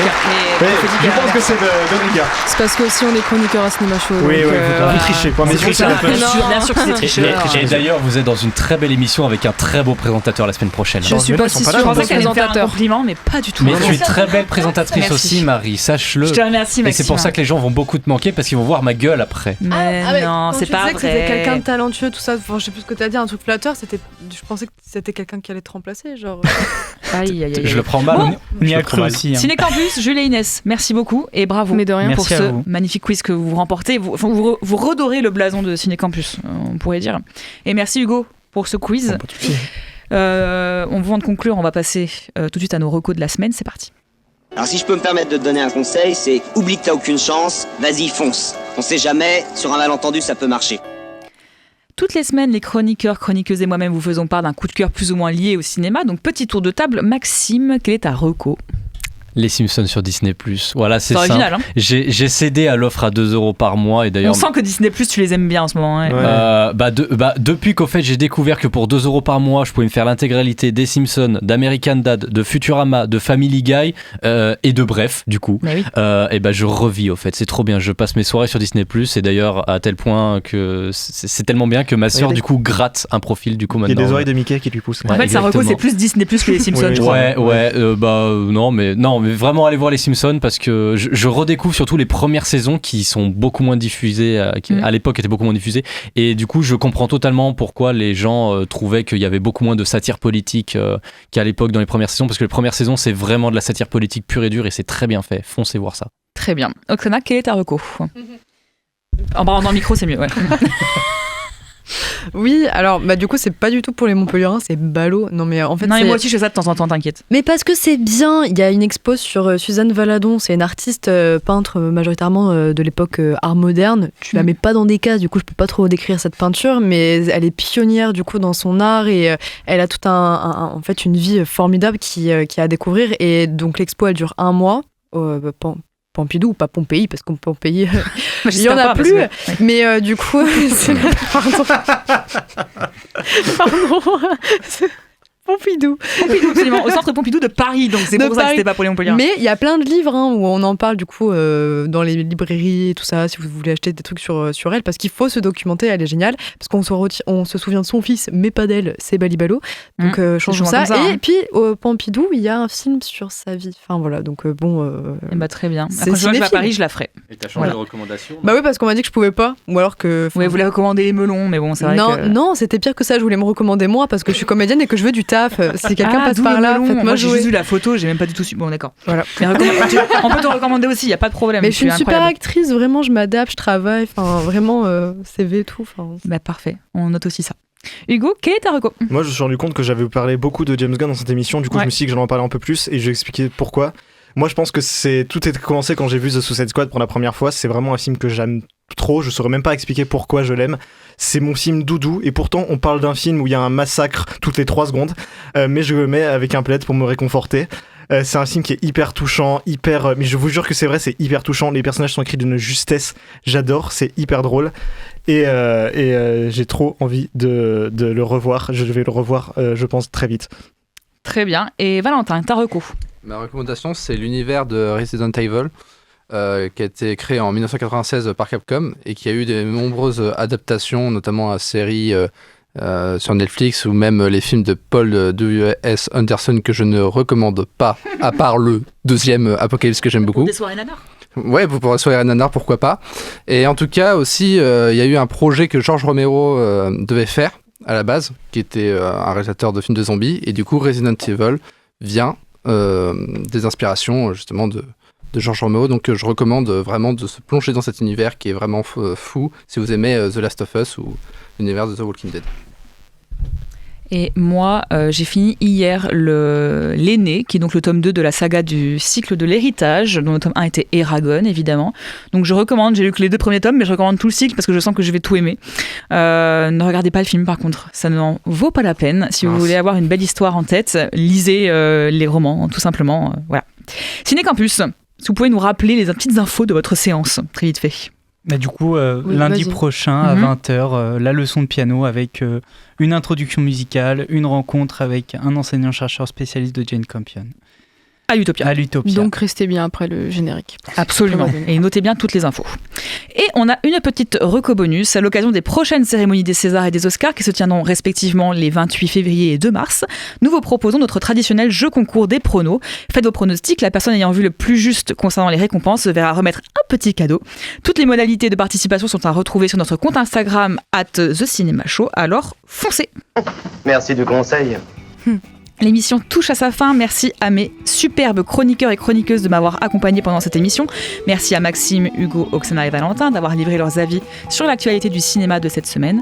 Un grand merci à la technique avec, je le rappelle, cette semaine Simon à la vidéo et Yanis à la régie. Je remercie également Oksana pour l'interview de ce soir ainsi que l'ACFA pour sa réalisation. Merci encore une fois à Robert Guédiguian d'avoir répondu à nos questions. Merci à Maxime pour les news, à Hugo pour le quiz et à Lucas et Raphaël pour les visuels de l'émission et d'Instagram. Merci également à Ciné Campus, Jules et Inès de nous avoir présenté leur séance. Merci évidemment, puisque c'est moi qui présente, à Dame et à Véro, tout simplement. Si l'émission vous a plu et que vous voulez continuer à nous suivre, n'hésitez pas à nous retrouver sur Facebook, Instagram et YouTube et toutes les plateformes de podcast pour retrouver les replays des émissions. Et n'oubliez pas notre super jeu pronostic des prochaines cérémonies des Césars et des Oscars. Toutes les infos sont sur Instagram. La semaine prochaine, Maxime sera aux commandes de l'émission. 4 films seront au programme. God Save the Tuche de Jean-Paul Rouve, que j'ai croisé à Paris d'ailleurs, il avait l'air très sympa. Maria de Pablo Larraín, 5 septembre de Tin Felbaum et Mon gâteau préféré de Mariam Moghadam et Betash Sania.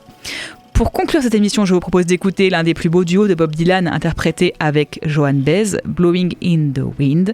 Sur ce, chères auditrices, chers auditeurs, j'ai été ravie de passer 1h30 en votre superbe compagnie. Bonne semaine à vous et prenez soin de vous. The Cinema Show, c'est tous les mercredis sur Radio Campus Montpellier et c'est encore un peu maintenant. You're a special friend of mine who's been a friend of mine throughout the years. It's Joan Baez and she is great.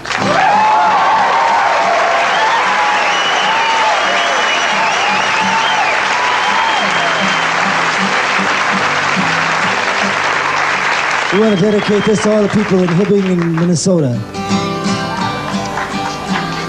Duluth, Minnesota.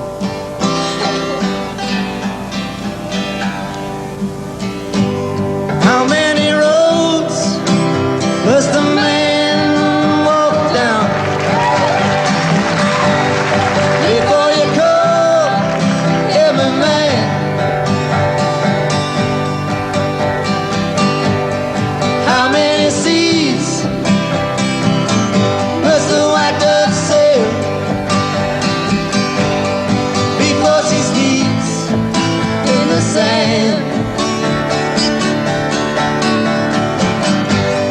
How many times must the cannonballs fly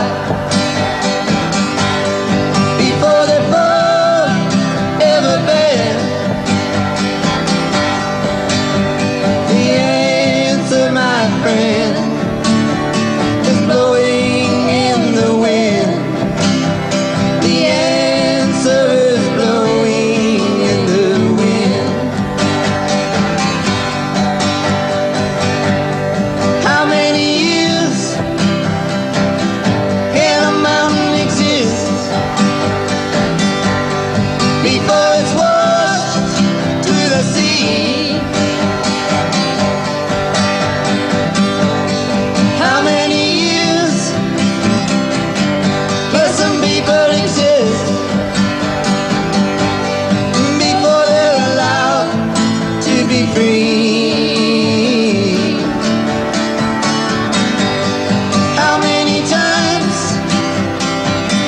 can a man turn his back